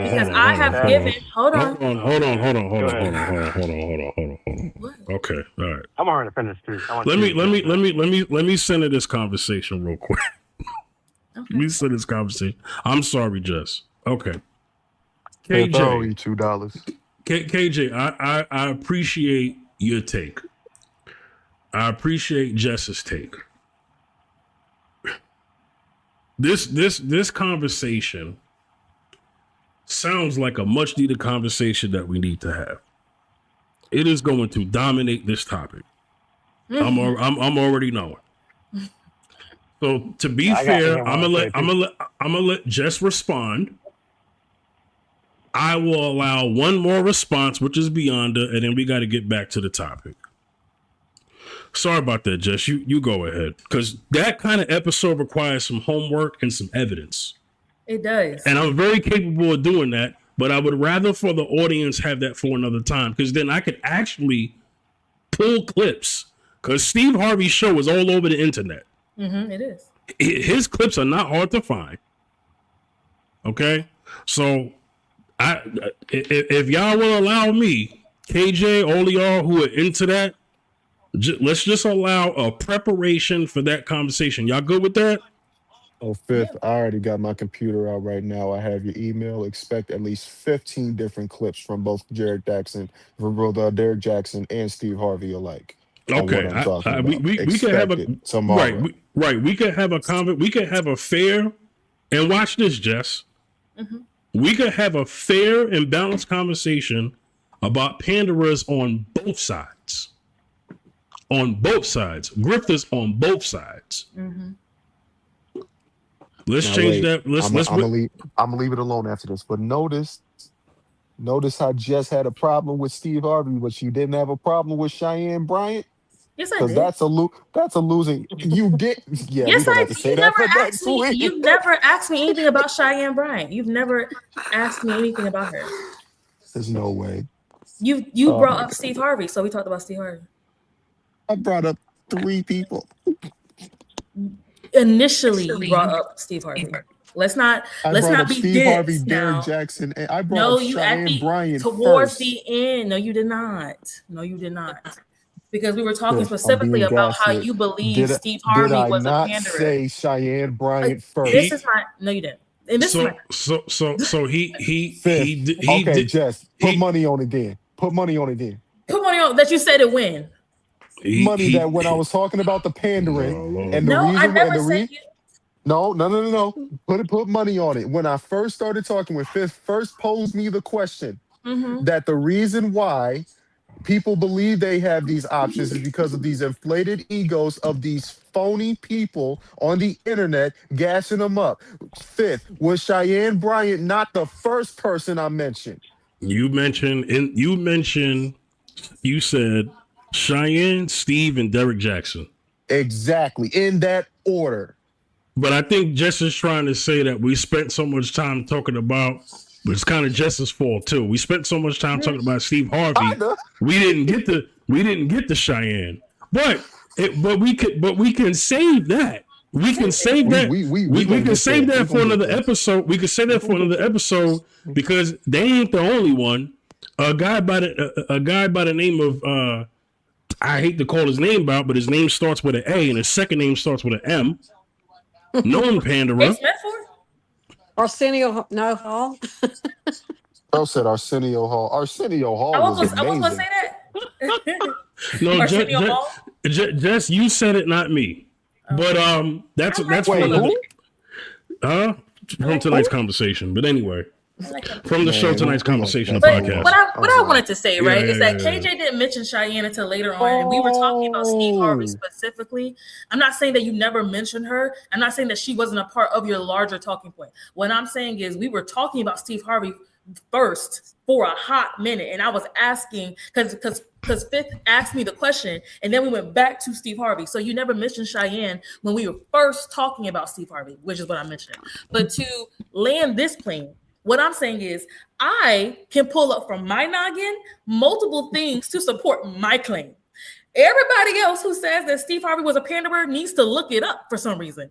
If it was that clear, if it was something that you could pull out from the fact that he did it multiple times, he has a pattern of this, it should not be that hard to pull out one thing he said that was pandering.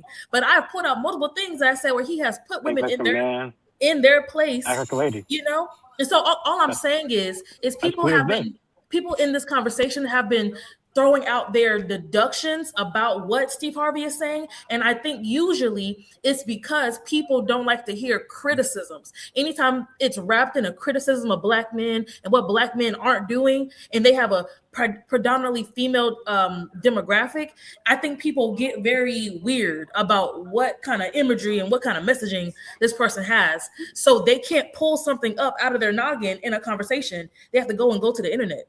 Yeah, That's the problem. Wait, but Okay. wouldn't you want somebody to get their factual information first, You should already as know. opposed to That's just my point. You should already Fifth? know. Let's move on, because that okay, bro. Okay. Can Yeah. I say, can I say Hey. something? Yeah. Go ahead, because we. 'Cause- Okay, I'm gonna wrap this up. You know, what I'm gonna say is none of these people are professional therapists. They are just giving their opinions. End of story. And if you don't like their opinions, then don't listen to them. But I'm just saying, none of them are Oprah's not a therapist, and people want to take her as the gospel truth.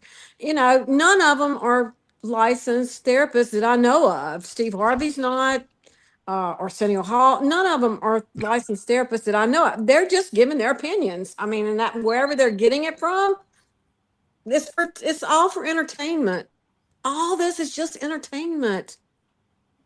Right? Am I not right? No, you're right. I think. And if you just want to be realistic, if you know, if it's like going to your friend or your buddies for advice, and they're doing the same thing. Or are they pandering to you?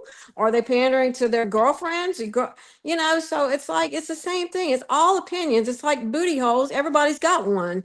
You know, so it's it's entertainment. So just take it like that and go on about your day. If you really need therapy, go get therapy, but don't, you know, and a lot of people want to say, oh, you know, he's a therapist, but he's not. He's just giving his opinion, But whether the he got thing it. is, it can't be entertainment whenever people are being fooled by it. That's when it turns from They entertainment to choose like to be, propaganda. they're choosing to be fooled by it. It's like your friends. You know, they could go to their friends with the same situation and get the same answer. Correct? Am I not correct? With Meerkat, I could argue that celebrities have more influence than actual licensed more. They're therapists. always going to have it. They're always going to But- have influence. It could but- be in a movie. That's the But I point. think- They're They're all going to going to have pander to the influence. masses. But I think that's the grand point here is That's the that point. how do we combat how do we compartmentalize professionals who need to be given the advice and celebrities who give the advice,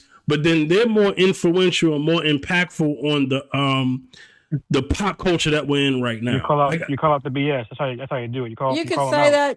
that. You could say that about rappers. You could say that about basketball players, football players. How much influence do football players have? Politicians. Yeah, anybody. If you're in front of people on TV making a crap load of money, you're going to influence people. You're going to shut them down too. You're going to take the mic away from them too. It's all entertainment. And Well, what it's not people about do, taking it they're away. It's grown about adults. You know, people have. You're lying. Like they're liars. Like if someone lies, I'm not gonna let someone just lie on camera. They're lying. So some of your friends are liars. They're giving you advice, and people are taking their advice. You know, it's like it's just. But we're all adults here. We should take. We should, you know, take ownership of our decisions, basically. But a lot of people don't. They want to blame other people, you know, for their decisions, and that's just, you know, it takes maturing and going through stupid decisions to learn the hard way, I guess. I don't know. And I agree. People should not be doing those things. Steve or whoever, they should not be pandering. You know, Oprah shouldn't have been pandering. I mean, that none of them should be pandering. You got preachers that are pandering. How many preachers stand in the pulpit and say, happy wife, happy life? Oh, How many there's a lot preachers of say that. that? There's a lot of that. Okay, is that the truth or not? It's not the truth, but Meerkat, stay right there. I'm glad you said that. I'm glad I you said hear that. and it makes me want to like shut up. I mean, No, you know. But stay right there, Meerkat. Stay right there, because I'm gonna tell you another thing. You said pastors in a pulpit teaching that happy wife, happy life stuff, right? Exactly. Obviously, that's pandering. Let me tell you what else I also heard from a particular generation a long time ago that said the next thing after that, and that is, even when she's wrong, she's always right. Okay. How many husbands have told their kids, their sons or whatever, she's always right? I hear that in movies. It's like, what? Women are not always right. Neither are men. Nobody is always right. But I guess what we're saying as people, and even you, we have a right. We have a right to. I'm not saying take their microwave from take their mic. Almost said microwave. Take their mic from them. Not so much. I don't think we're so much just saying take their mic from them.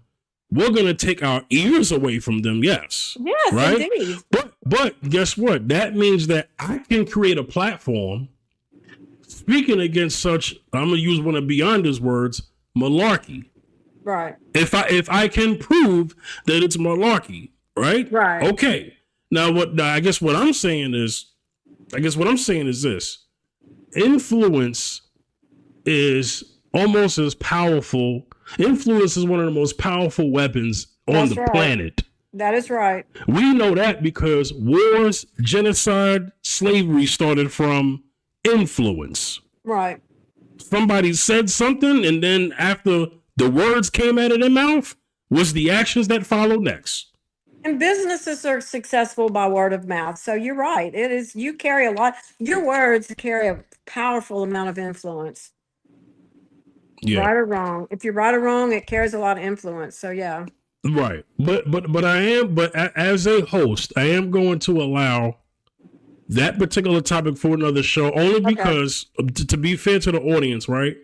There are things that do require some evidence. I will agree because then we can say, well, this was what was said, this is what was done, cause and effect, and I think that's fair. If I'm being fair, because I talk about fairness all the time. Yeah. If I'm going to be fair, then I'm going to allow that. So, we'll for another episode, we'll do that. We'll make it all about that. You know what I'm saying? And Jess could bring her work, KJ could bring his work, and we'll hash it out. Yeah. Just like the feminism Christianity debate. Yeah. You know? So, we'll pre-plan that for when everyone is here. Okay. Where did Beyonder and KJ go? Did they? They said be right back, but I don't know how. I've been on for a while. I'm gonna kind of let me go to the next question because I'm gonna have to wrap it up soon and close. So let me get the Ray. So the next question I have is: has the fear of choosing the wrong person become so strong that people are afraid to fully choose anyone? What do you think, Ray? Yes, definitely. Yeah. Yeah, because the singlehood as far as an actual relationship has definitely increased because of the modern day dynamics, and there's just a lot of people, especially men, that are opting out and don't want to be bothered anymore, not just because of the rejection, but because of the requirements, a lot of which are delusional when it comes to just being in a relationship or a marriage. I mean, a lot of men, they just don't want to be bothered, especially when it comes to, first dating. We see that on many videos. I mean, I couldn't imagine back in the 90s and stuff where you go out on a date, she bringing her kids, she bringing her homegirls without telling you. I mean, so a lot of things have changed. So yeah, a lot of men are opting out because now all of a sudden, you take a woman out. The requirement is she can order as much as she wants, whatever she wants, without the slightest bit of consideration for what you actually have in your pocket, because it's all about her. I mean, that type of mentality has increased. And I'll tell you this, before all this modern dating stuff happened, I experienced that in it's either 2004 or 2005, where I met this girl at a club, and what I learned from that experience, and what I did was I gave her the option of 3 restaurants to choose. Of course, she chose the most expensive one. And I ordered something. It's in a restaurant that no longer exists in Manhattan, but I ordered something simple and adequate. And all I can say is the amount she ordered caused the bill to come up to $91. It's like she had to have a doggy bag and stuff. And this was a woman who don't believe in taking public transportation. So um I learned from that. I mean, she's lucky she got 2 more dates out of me, but I made sure that I met her at the destination place so that I won't have to spend money on her transportation because that should not have been my responsibility in the first place. But after 3 dates, it's like, you know what? I'm done. And I was young. I was in my young 30s and stuff. So, but I learned from that. And what happened with me in that experience is like prevalent in so many videos today. And I just think that that's a prime example of things that men are getting tired of, and they just opt in to be single. So yeah, there are more people being single than in relationships, and that's just one example. Yeah. Jess, Yeah. what do you think? Has the fear of choosing the wrong person become so strong that people are afraid to fully choose anyone? Yeah, absolutely. I honestly think Ray's example shows that people are living in a fear-based scarcity mindset. Because if I knew that, like, at the end of the day, I was just going to go for an experience and I didn't need this to be anything, then I would I wouldn't have this mindset that she ran my pockets dry. Like I would just say I wasn't here for that. I was here to get to know her. And did I do that or did I not do that? That would have been my goal. But what I'm saying is that when people center superficial things like that, or even when they interact with somebody who is negative, right? Because you're going to do that eventually in dating. You're going to find more people you don't align with. You're going to be optimistic still about dating when you're open, when you're curious, when you're operating from dating from like a God confidence mentality versus a I have to prove myself, or this person is going to complete me. I think that your mentality is why people have these feelings about dating. And yeah, so when you feel like nothing's ever going to work out for you because you've had a string of bad dates, of course, you're then, I believe, going to manifest that in your life. You're going to be very critical of people. You're going to be very suspicious of people. You're going to judge them, all these things. And you're going to start creating the environments that you fear. And so I really just believe if you don't have the right mentality, the mentality you're supposed to have that God gives us, which is the spirit of God. God was bold, he was daring, and he was passionate, but he also served, he also gave. So I feel like if you don't bring that to dating, then of course you're going to feel like your time is getting wasted. But meeting people, meeting everybody is a part of the process. So I think perspective is important. Yeah. Meerkat, what do you think? Has fear of choosing the wrong person become so strong that people are afraid to fully choose anyone? You're on mute, Meerkat. You got to unmute. Okay, not again. Yeah, that's true. That's been for a long time. I mean, you've got people who are single by choice because they don't want to deal with the BS, that they've experienced or their friends have experienced or whatever. So it does control. Fear can control you in many ways. And I think you just have to get to a point, you know what? It's a part of life to get hurt or, and you can't be afraid of that. You can't let fear control you. Now there's healthy fear, like, going somewhere maybe you shouldn't be, or, travel in certain areas, but that's healthy. And you always got to have your head on a swivel now all around you, especially when you go in a parking lot at night. You got to be aware of your car, who it's around your car. You look in your back seat before you get in. I mean, you just, those things. So, and now supposedly people are following people like in Walmart and snatching their kids. So, I mean, it's like, but I don't know.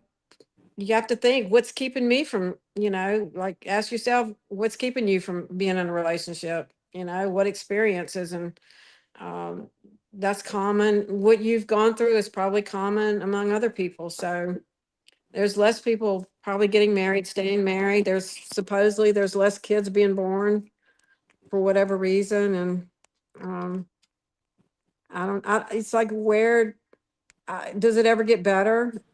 It's like it's progressively gotten worse over the years and years and years. So I think it's good that less kids are being born, though. I feel like that's a different topic. well, the world is not. Well, it won't be able to sustain. See, this is something your husband brought up, Meerkat, Yeah. because this is something that other countries are going through too. They won't be able the generation that if your population go down too low, then what happens is the next generation won't be able to sustain the basically the elderly that we're going to have in the future. So what's going to happen is, because I see this happening right now, right? I'm 39. I don't know if social security is going to be there when I'm in my 60s. Yeah, I know. You know, that's kind of what I'm thinking we're going towards. The age keeps going up. So China is realizing that one kid rule has hurt them. Yeah. So now they're bringing in they're very organized. They're very organized on how they're doing it, right? But they're bringing in they're like basically telling other women women to come in and have some more Yeah, because they need work. Have some more babies. They need workers. They need workers. But then you throw AI into the mix. Yeah. You know, I mean, blue I collar. think that's good, though. I think if your blue collar jobs are going to be super safe. If your government is oppressive, the number one tool against the oppressor is the human body. Like, it's their number one commodity. They want to exploit the human body. And the women in Liberia had a sex strike, and it helped them to end a civil war. So I do think that we have to be understanding that our power is in the fact that we are a populace. We outnumber all of these elites and these oppressors. We outnumber them. So if we stop giving them their number one commodity, that's our largest leverage. So I just, not saying that, I'm never promoting that children equal bad. I believe we should see children as such a privilege, such a gift from God, that we wouldn't just create them nonchalantly and put them inside of a system that we ourselves cannot escape from. If you have not escaped from poverty, why would you then force your child into that? If you haven't escaped from a DV situation, why are you having kids and forcing them into that? If you can escape from the throes and the limitation of racism, I don't know if I can say that, but like racism, you know, and you're working dead end jobs, why are you inviting an innocent being into that? So that's really what I'm saying. Like, if chickens know when it's time to reproduce and when it's time to not reproduce, why do humans not? Well, can I share that? I'm going to say something real quick. Jess, I just wish you would have named the healthy adults, because we still want the healthy adults with the healthy standards of living, with the positive things on this world, that a world changes. We want them to still procreate. I mean, can you mention those? How many people of those do that? How many people do that? Well, but that exists. So can we? I mean, what I understand, what we don't. I understand that we would not want the degenerates to have kids. That's easy to say. Not even just degenerates. Just if you have not escaped poverty. Yeah, but how many brilliant people have come out of poverty? And that's okay. You know, there's people that claw their way out of poverty. But they didn't have to, though. Like, it's not the fact that they were impoverished all the time, that like they had to be impoverished so then they could be this great thing. They didn't have to be impoverished. No. They were going to be that wherever they were born. That's what I'm saying, Meerkat. Yeah. People say, well, look at Barack Obama. He came out of mud. Look at Jay-Z. They came out of mud. Why did they have to suffer as children for them to be what they are? Why are we allowing ourselves to think and rationalize suffering for children? That's what I'm saying. Yeah, and I'm not saying you have to be a degenerate. I'm not saying you have to be a bad person. I'm just saying, if you don't have the capacity for kids, you should not be having them. And most people do not have the capacity for kids. Yeah, but That's true. how are we defining suffering? Because there's poverty and then there's the poverty line. So if we're talking poverty as in where you live, you got flies on your face, pot bellies, and you're eating mud cookies, poverty, that's one thing. But if we're talking about the poverty line, meaning you're check to check in a neighborhood that, you know, it may not be the most enduring or whatever, then where do we, because the child could still have everything that they need in terms of the basic necessities. If you, in terms of the quote unquote poverty line, which has been pushed up because of the way how economics are. And then you have famine. So if you're talking about those in famine, shouldn't still be having kids because of what they may have to go through versus working class families who are below the poverty line or at the poverty line. What are we saying? I'm saying both. I'm saying both. If you can only afford for your children to eat school lunch and you cannot afford to cook healthy meals at home for them to have at school, then you don't have the capacity for children. If you have to give your child an iPad so you can find some mental space when you get home from work because you're stressed out and you can't really feed in and pour into your children and they're literally being parented by an iPad 7 hours out of the day, you don't have the capacity for kids. So there are so many different things in our culture that we'll just let slide because they're just doing their best. And what I'm saying is that not only do we rationalize and normalize the suffering of kids because no child should be addicted to sugar, no child should be obese by the time they're 7. And we know that obesity is rampant in America because of our food. If you don't have the capacity to feed your child in a nutritious way where they're not having different kinds of diseases and stuff like that, then you don't have the capacity for children. And yes, I know this sounds very like eugenics, right? And I know that it's going to sound like that. But what I'm saying is the overarching theme is that the elitists and the powers that be want us to be still on autopilot, where we're just having babies. We're just out here having a bunch of smacks and drinking and fighting. They don't want us to be critically thinking about what we do. And so that child then becomes a cog in their system as that child grows up, because that child can escape from the system because their parents could never escape from the system. And it's an endless, deadly cycle. And I just think that we have to stop being so narcissistic and egotistical and saying, well, I want a little mini me. I want my legacy. What about that child? Are you a benefit to that child? And if the answer is no, then you don't need to be having no kids. Right now. But okay. Well, they're already here, so you can't go just kill them. Before that, Meerkat. I was gonna say, I mean, you know, but it's also narcissistic. I don't even want to even use your words. I'm just gonna say this. I'm just gonna say this. Every economic, that's rich people on the super poor people. Well, kids are treated that way, you know. So yeah. I mean, I believe that the kid that the nuance for the kid that is born that didn't ask to be born still has a purpose. Sure. You know, so if I knew you before you was in the womb is still a thing biblically.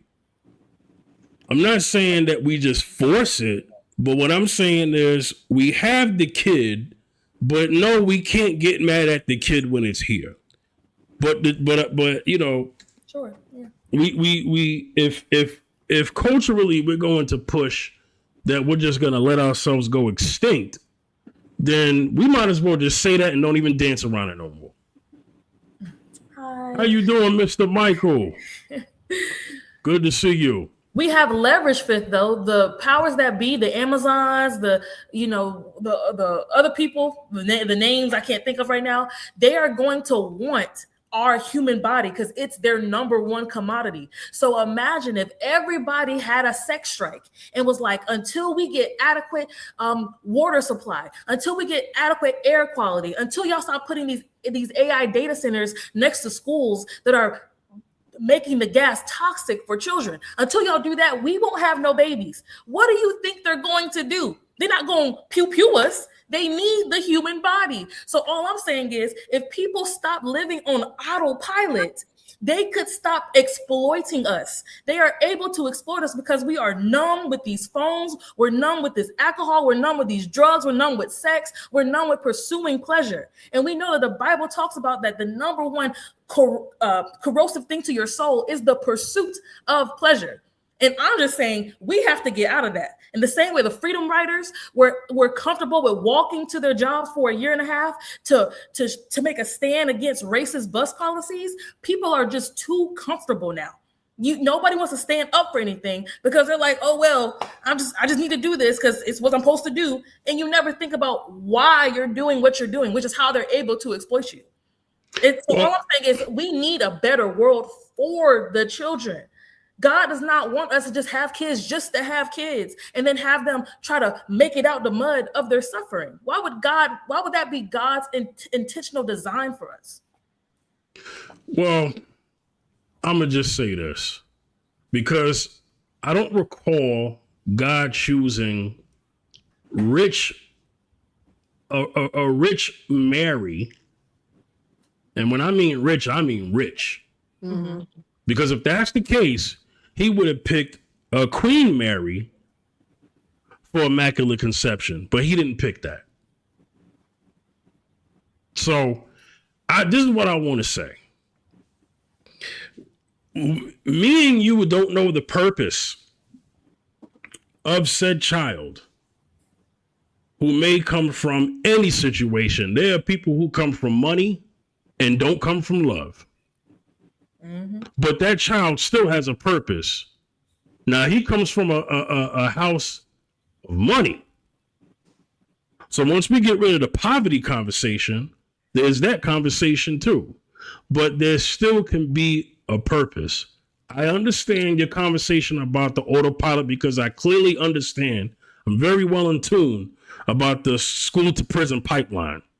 I know I do relationship talk, but I know stuff.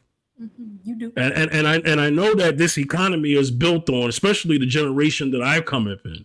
And that is, we just want you to come out of high school and be an employee. Mm-hmm. We really don't want you to be entrepreneurs and start your own businesses. We want you to be employees. I understand that conversation very clearly too. Right? But I think we can fight and chew gum at the same time. Well, walk and chew gum at the same time, or whatever you want to call it, right? I think we could, at the same time, have a healthy population growth, and then at the same time, fight systematic oppression. I think there's a way to fight those wars at the same time. You know, I think what we do is we stop one thing and then forget the other thing. And then what happens is now we're like, oh man, we done overdid it. Now we got to go to tend to this thing. I think this is why the military has troops. You got your front line, you got this unit, and that unit. So we have multiple units. The agenda is what the agenda is, but everybody has their role to play in that agenda. So if your role, Jess, is not to have children, okay, then don't have children. But then for the one who wants to have children, they're going to stir up the gift in his children to make sure that he can make a difference. Let them still have kids. Okay? So for the ones that don't want to have kids, fine, they don't want to have kids. But for ones that do want to have kids, let's let them have kids. Mm-mm. Everybody got sacrifice. Oh, no. It's a sacrifice. Don't get me wrong. Because you know what the sacrifice is for the one that have kids? Is that they're going to have to put away some of their selfish, I'm just assuming they're not selfish because I don't want to get into making everything negative. But they are though. No. I want to talk about the positive people, the dignified people. There goes that word. I want them. I got you, Ray. I want them to still have children because they want to have children and they've already been having children and doing the right thing. Let's let them do what they do, okay? Let's let the married couples still get their bump and grind on because they're married. I don't want them sacrificing that. They're married. Let's mind their business because we don't need to be in the married people's bedroom. Now, for the people who are not married, They don't have to have babies though, Fifth. No. Let the married couples who want to be fruitful and multiply. I'm going to mind my business and let them still do what they gotta do because that's their circle. See, when you start getting into other people's business, this is where the problem lies. It's everybody's business, Fifth, because the child somebody else creates that didn't have enough love in the home then becomes the adult who's a menace in the dating pool. And now it is everybody's business. So nobody lives in a vacuum. That person who is seeing a ton of violence in their home is the one making your burger wrong at McDonald's. And you're like, dang, where my pickles? Because they're not there. They're not there. The person that you are trying to, the doctor who isn't focused on your body is making different incisions because they became a doctor because their parents wanted them to, not because they love people and they don't have the care for people. We are affected by everybody. Nothing happens in a vacuum. And so we cannot separate the people who are good people from the people who are bad people because we live in a communal society. So everybody has to, I'm not saying everybody will get on the same accord because that's impossible. What I'm saying is that as a demographic, if we're going to complain about lack of economic mobility, lack of healthy food, healthy air, I'm saying a good tool against oppressors is sex strikes. It's the human body stopping reproducing. And you see how quickly the government, businesses will start shelling out money for you to have a job opportunity program and fair housing, right? Because they need your body. That's all. Listen, I am not about to tell married couples to go on a sex strike. Yeah, you heard me. There's no way I'm gonna tell a married couple to have a sex strike. That is not their fight. Just no babies. Just don't have no babies. There's no. They can have their babies. Okay. You know why? Because they have already, and we're talking about the good married couples. You always want to go to like the low hanging fruit. I'm not having that conversation. I'm talking about. You want to talk about the man who got such and such at home is making your burger. I ain't talking about that one. I am though. No. I know you were. You can't help but talk about it. That's the problem. Okay, why not talk about people who are not the problem? Because and I'm here to bring the balance. Why? Because the balance needs to still be spoken here. Okay, you can go ahead and tell them, but this is what for the balanced person. Okay.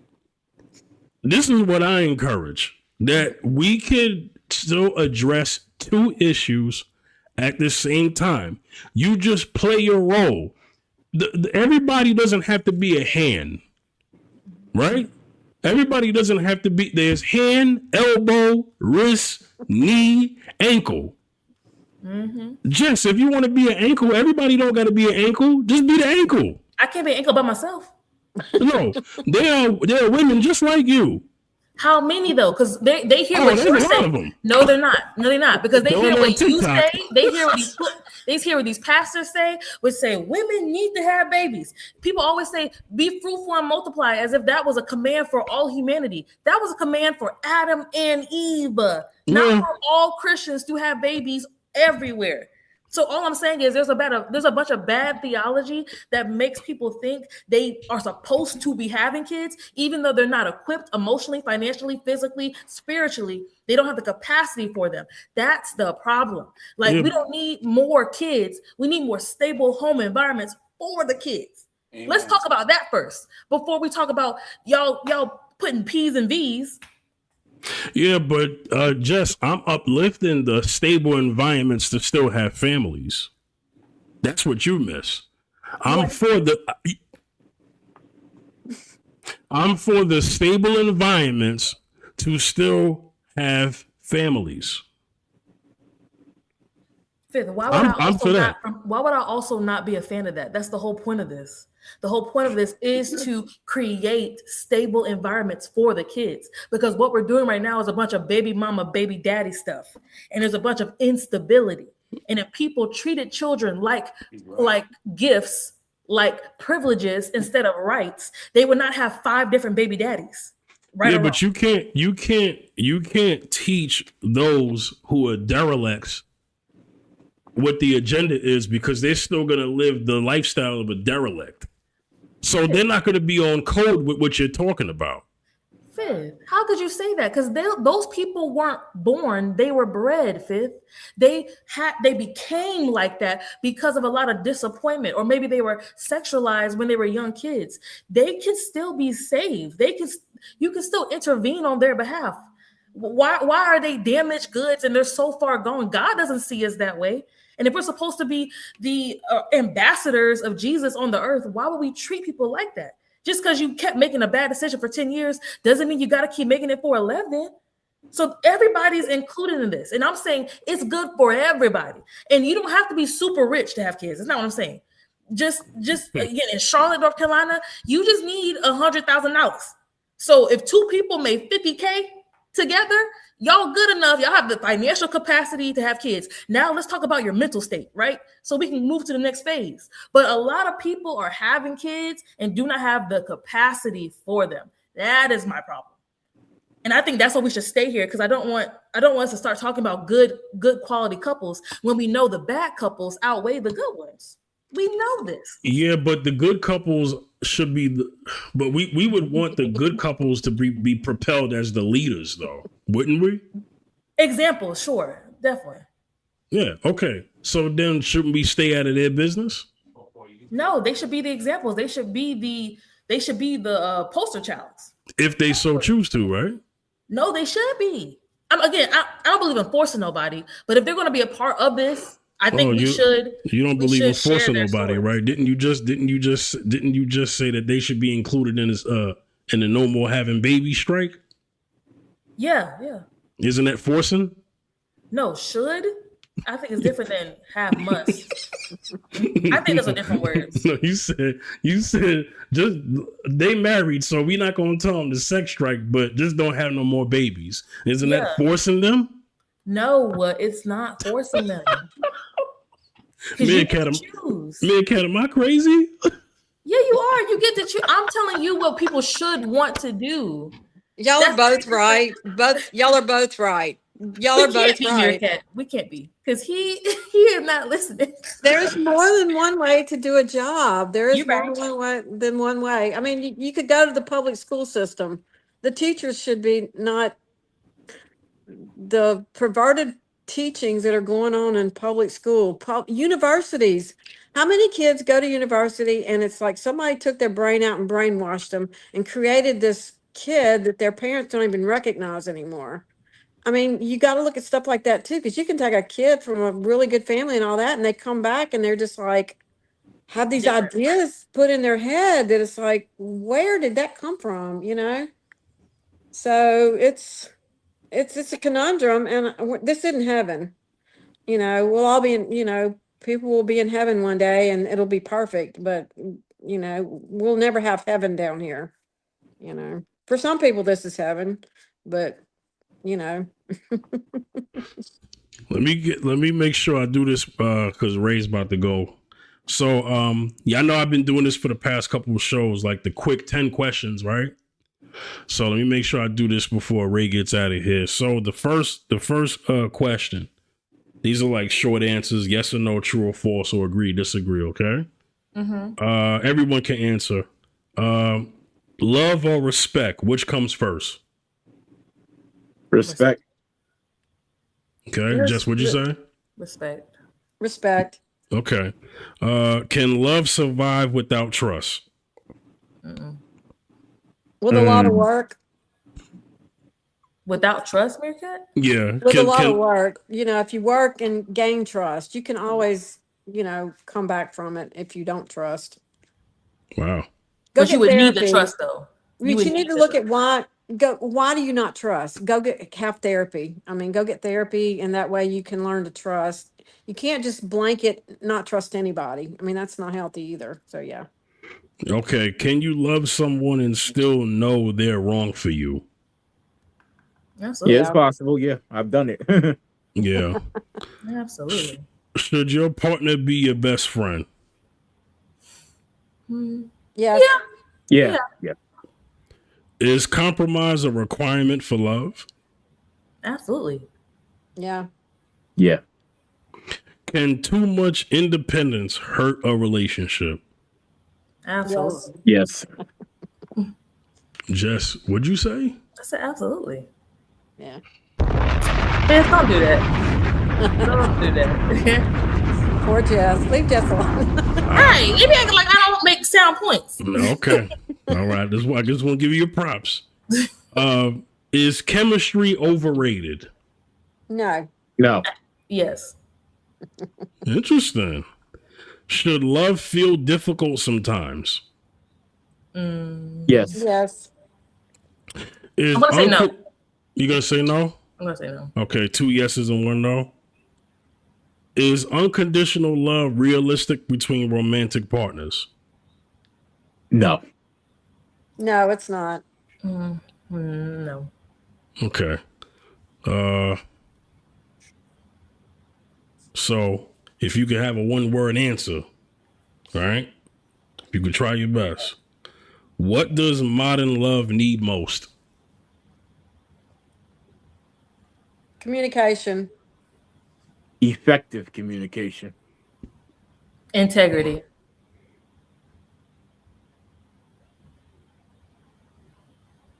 Okay.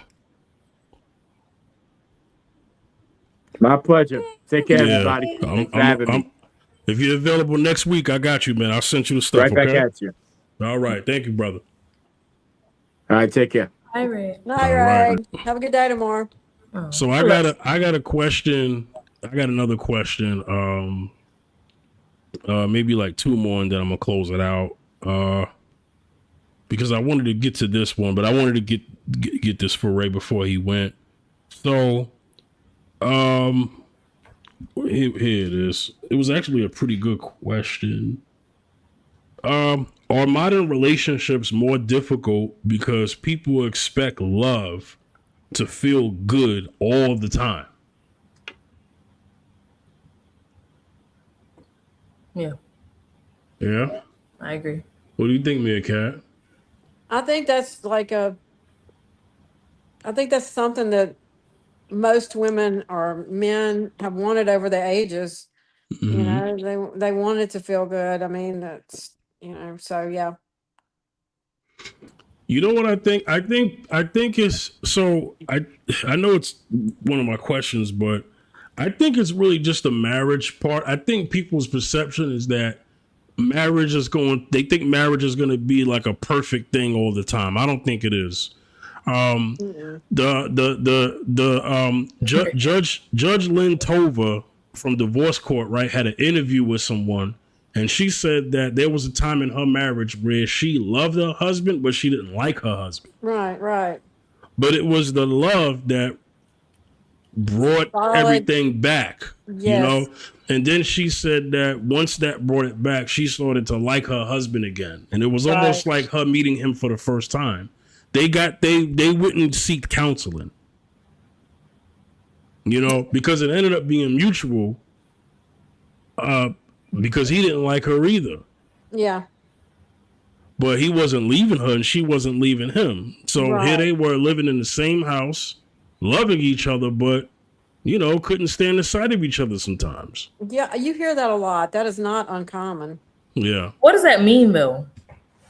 It means you do love them. You just don't like. It's like the sound of them breathing just irritates you to no end. But you still love them. But you don't like how they leave their shoes, not by the door, or their dirty clothes on the floor. Yeah, instead of in the hamper. Yeah. And for the ladies, the man leaving the toilet seat up all the time. When you done ask them, can you please put that toilet seat back down after you take a piss? Yep. Well, to me, that just shows a lack of not being considerate. But the reason why that causes just what we're talking but about. so that's what I'm talking about. Like, there's certain behaviors you don't like, but to me, to say I don't like my husband, like I don't like him as a person right now, means that I'm losing respect for him. means that we don't align on our values. Like, I'm not liking who he's choosing to be. And sometimes I find it very difficult to imagine a world where the man you don't like in the marriage was not the man at some point you saw in dating, and you just it wasn't important enough, right? It was the novelty of the dating experience. Maybe he was fun, maybe he was so different than the other guys, and you just put that kind of crassness and lack of consideration in the back because you felt like it wasn't that big of a deal. But marriage, I feel like marriage doesn't change people, it just exposes who you already were. What? So the person you're not liking in the marriage, I'm just wondering, are these the things that we saw in dating that are now just culminating now because it's been 5 years? So what was cute Yeah. for 6 months when we were dating, it's now been 5 years. It ain't cute no more. Write it down. Let me ask you this, Jess. Okay, your mom and dad. I know y'all. Okay, were there times that you did not like your dad? You loved him, but you didn't like him? You just wished certain things would stop, or, or your mom. It could have been your brother or sister. Did you have a best friend? There was time you loved them, but you just didn't like, they were going through some stuff. You didn't like them, but you still loved them. It's kind of like that. Yeah. Yeah. And I guess that's why, because when I think of family, I kind of think of like this built-in relationship that I didn't choose. So in a way, That's true where kids are concerned, but like your Yeah. husband or your wife, you chose them. you chose them. So I'm like, for me to ever get to the point where I'm not liking my husband, I'm just wondering if it's stuff I already knew about him, but now it's just old. It's like, Sometimes it is, and sometimes it's not. And look, remember this particular conversation, because years from now, when you do get married, I'm believing you're going to be married Thank one you. day. I believe that, and you're going to go. Y'all are going to go through a time. It's just going to be a moment, like a vapor, and this conversation will come back, and you'll say, "This is what they were talking about," and then you will reassess why you don't like your husband at that moment. Yeah, but Meerkat these days, modern marriages don't endure what Judge Lynn Tover and her husband endure as far as Right. still being married. I think once nobody don't like each other, that's where they're filing for divorce. Yeah, they Because- don't speak it out. They don't. They Yeah. don't speak it out because they deem it to be a deal breaker. Mm-hmm. And sometimes if it it is, is, and though? sometimes it's not. Sometimes it's not. Sometimes it's. They think the grass is greener on the other in another True. pasture. Yeah. And sometimes people they make agreements with Right. with the potential of a person. And Right. I think that's a very dangerous place to be in, because now you're trying to see somebody be something that maybe they never wanted for themselves. Exactly. And so you're like, oh yeah, I'm committed to the next 50 years of them, but it's the next 50 years of what you want them to look like. And I think that's playing God in another person's life. And then it's those unspoken expectations. Like, I used to go to this church, and we would have encounter weekends where couples would go, husbands and wife would go for encounters. And one part of the sessions would be husbands did not realize they were living under the shadow of their wife's father. And because she loved her dad so much, and how she thought she was marrying someone like her father. So her husband had no idea that he was expected to be like her dad, to treat her the way her dad treated her mother. And so some of these couples were on the verge of divorce because of that. And it took sitting through this encounter that they were able to come back and look at their wife and look at their husband, and just the apology. The wife didn't realize that's what she was doing, but in an investigative type encounter, and there were classes that led up to this. The pastor was able to walk them through forgiveness and rekindling a love again. And so that's where you have a level of commitment. And I just thought about that too. It always goes back to your level of commitment. Because if you are a committed person, It's like a work ethic. You will get through those like Judge did. They had a commitment that they had decided probably when they first got married. We're committed to each other no matter what. But the no matter what sneaks up on you. Mhm.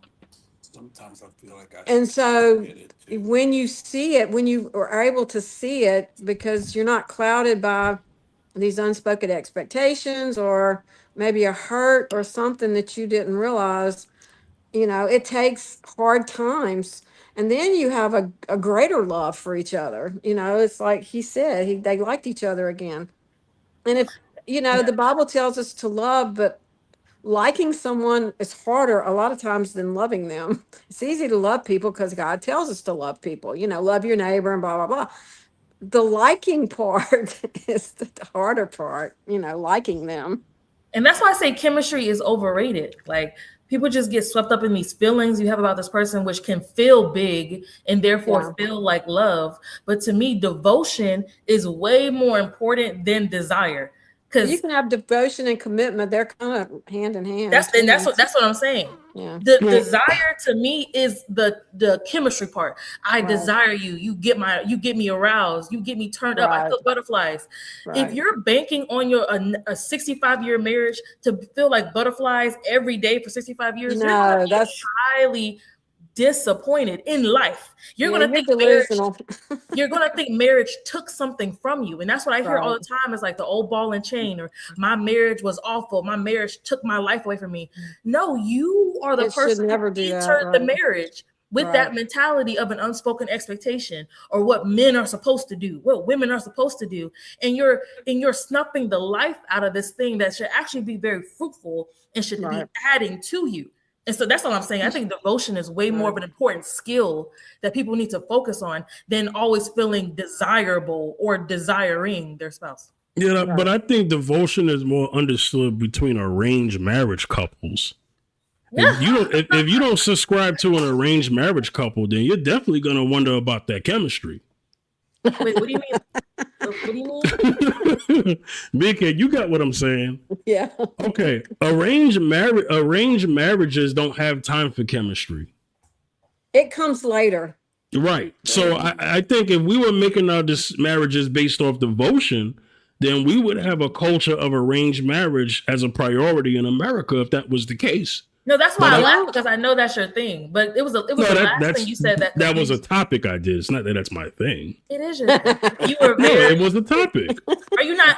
Would you not prefer that people have more arranged marriages, like how you said with Zacchaeus' children and your kids? Like it could be a thing. You would prefer maybe more situations like that happen. Now, within that context, I was saying that particular arranged situation is actually not bad at all. And that is something that I propose because it's, and I could also make a point that in a lot of high society groups do arranged marriages in that way. They do. I think so too. That's why I said I believe Jay-Z and Beyonce were arranged. No, I believe they were arranged, but not in the way that you think.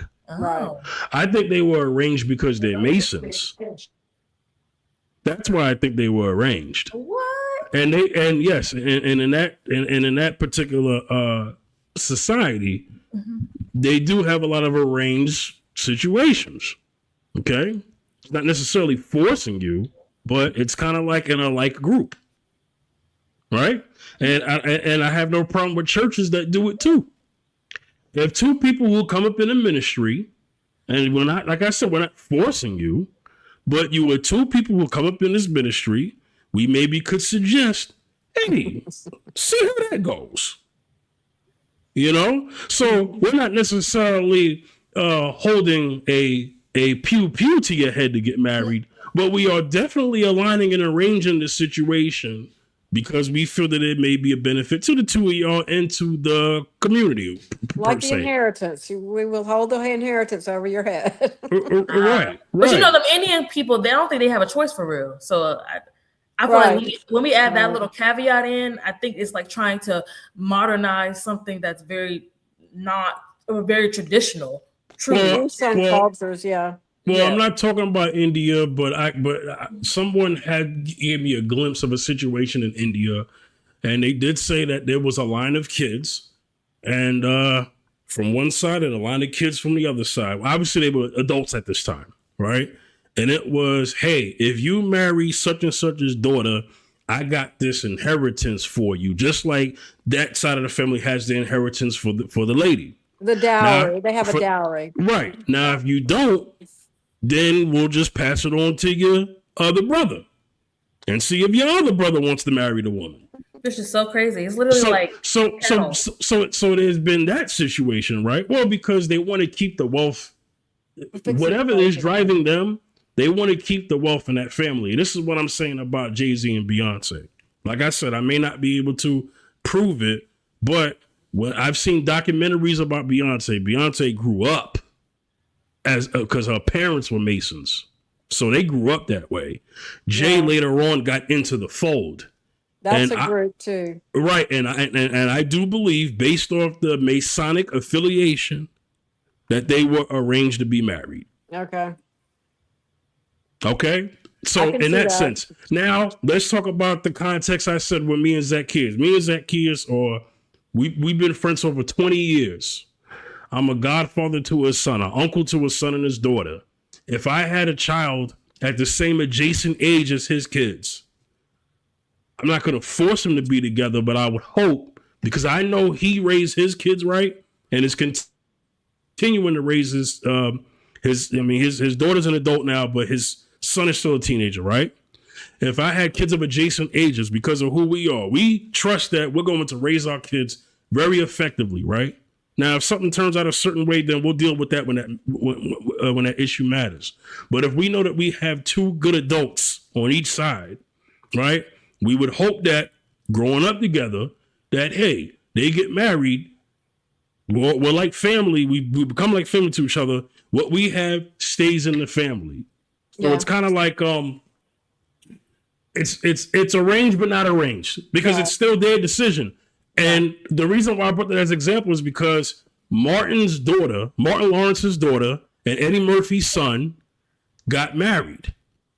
Now, two of them, good. They're good, right? They blessed that relationship. Actually, they were excited when they found out that they were seeing each other, because they was like, good, I know him, he knows me. You know, we're in the same industry, blah, blah, blah.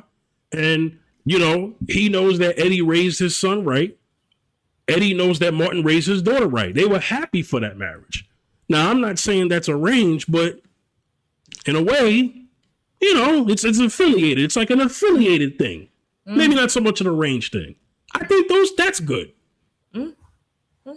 Right? And I'm saying, if that was more of a culture here, my opinion, if that was more of a culture that was taught here, I think that would help in some ways. Is it going to be perfect and spotless? No. Never is anywhere, but yeah. Never is. But it's almost easy, because you know the family, they know you. We're talking about two families that already know each other.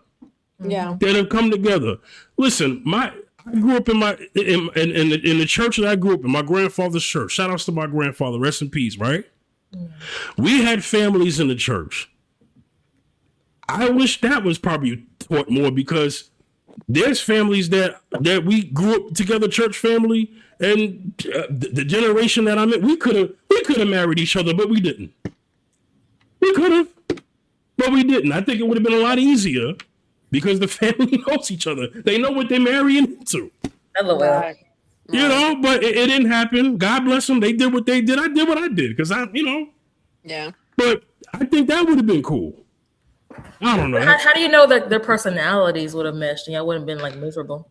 No, well, this is why I said it's not spotless. I mean, if it don't connect, it don't connect. Right. But if it does connect, it's a good thing. It always is, yeah. If it does connect, it's a good thing. Yeah. You know? So Okay. that's where I am with that. Hey, does anybody have any final thoughts on the I know we kind of jumped around. But does anybody have any final thoughts on the topic today? We need Chasing coochie tracks. Huh? Smack strike. Hashtag Coochie Strike. I actually won $50. I want a prize for presenting this idea to a group of people. So maybe I started something that I'll see come to fruition down the line. Well, Good deal. good. Maybe that need to be pushed here in Houston, because Houston, boy, I can say that. the STD rate is like Houston's like top 3. They might be number 1.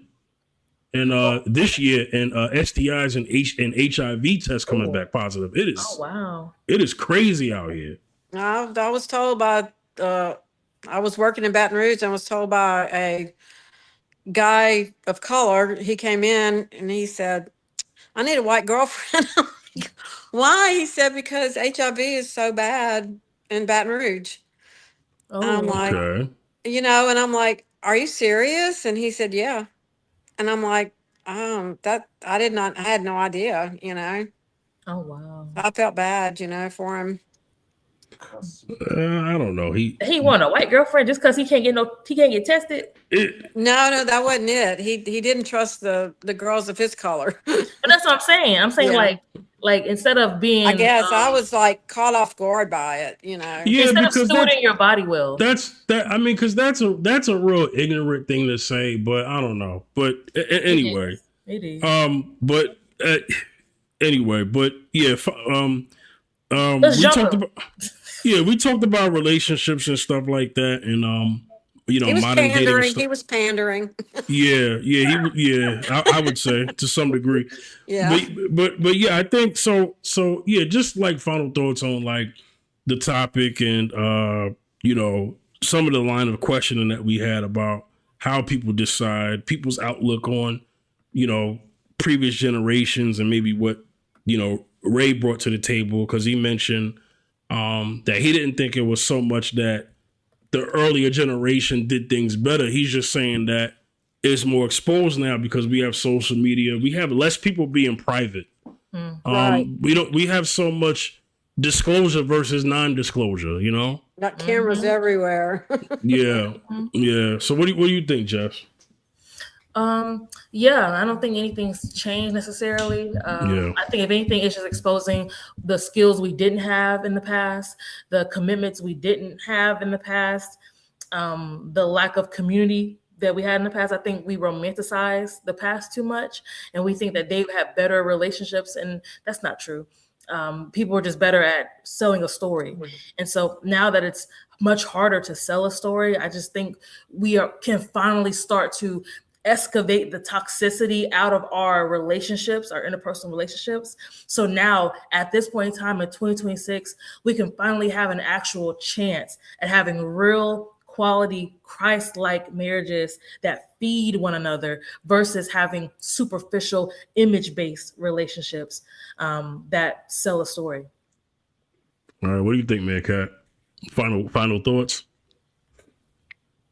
Modern day is modern day. Past is past. We can't live in the past. We have to go forward. The good thing about social media is it has a lot of platforms for people to get possibly some healthy therapy that they couldn't afford. There's a lot of people that can't afford therapy, so they stay stuck where they are and they don't get better and they have just a miserable life and people around them are miserable. So I think that's the good side of social media.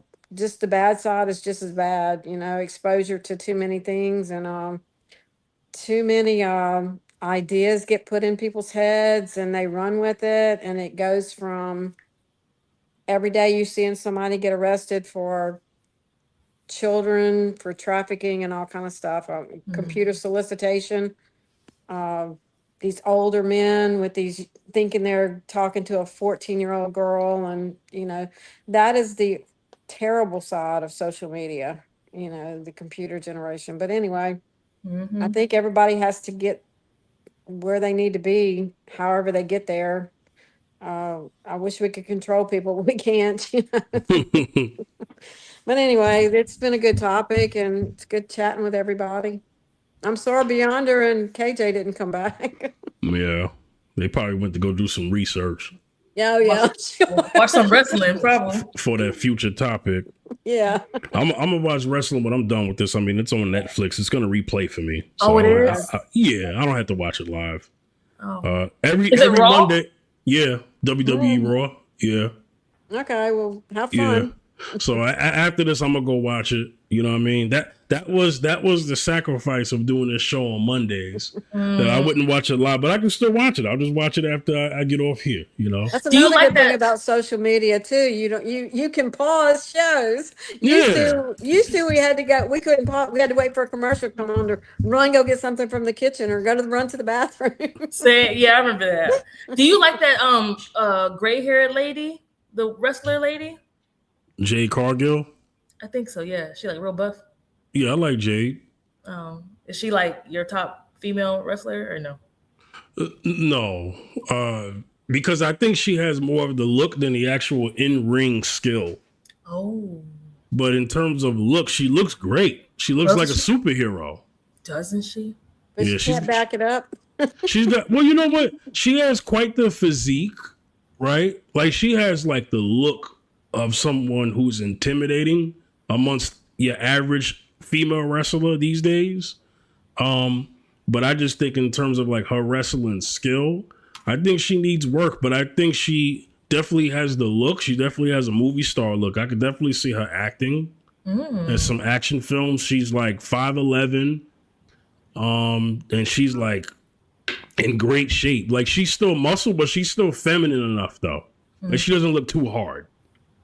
You know, like some women overdo it and they like look like a Masculine. dude. That's They not look- her. Yeah, they look She masculine. still has a feminine shape with her muscle tone. You know what I'm Okay. saying? She didn't overdo it. But I think she looks great. I think her and Bianca Belair have a similar like build. Bianca's just a little shorter. But you know, but shout outs to both of them. Are the Bella Yeah. twins back or had they Yeah, retired? they came back. Yeah, they came back. They're doing a short stint, but Brie Bella recently got hurt after Nikki came back from being hurt. So it's like you can't have them at the same time. Oh my weird. gosh, I hate Yeah. that. I love them. Love them. Yeah. Jess, if you got a little bit of time, stay backstage, okay? Okay. Yeah, I'll Bye, just end the Joe. show. All right, Mid Cat. Thank you. All right, bye-bye. All right, so ladies and gentlemen, thank you all for tuning in. This is Fifth at Night every Monday, 8 p.m. Eastern Time, 7 Central, right here on this channel, Fifth General TV. Once again, I want to just promote my interview because I'm just very proud of it. Life After Divorce. It is now playing on Fifth General TV on this YouTube channel. Give Brie a shout out. She did very good in the interview. Wasn't scared, wasn't intimidated at all. She was very happy to share her story. So it's a very, very good interview. It's like an hour long. So it's been up for about a week. So definitely check that out. All right. Yeah, every Thursday, I'm on TikTok, 1 p.m. Eastern Time, 12 Central. New show that I'm planning to do Ooh. that I will announce at some point. And shout outs to the people who have been watching this on YouTube and on kick.com. I multi-stream for this episode and last episode. Trying to get some more eyes over there because there's going to be a show that I will be doing on that platform. So I will let that be known soon because I'm trying to premiere it in the fall. All right. So thanks for tuning in, y'all. All right. Good night, y'all. See y'all. Y'all have a good week.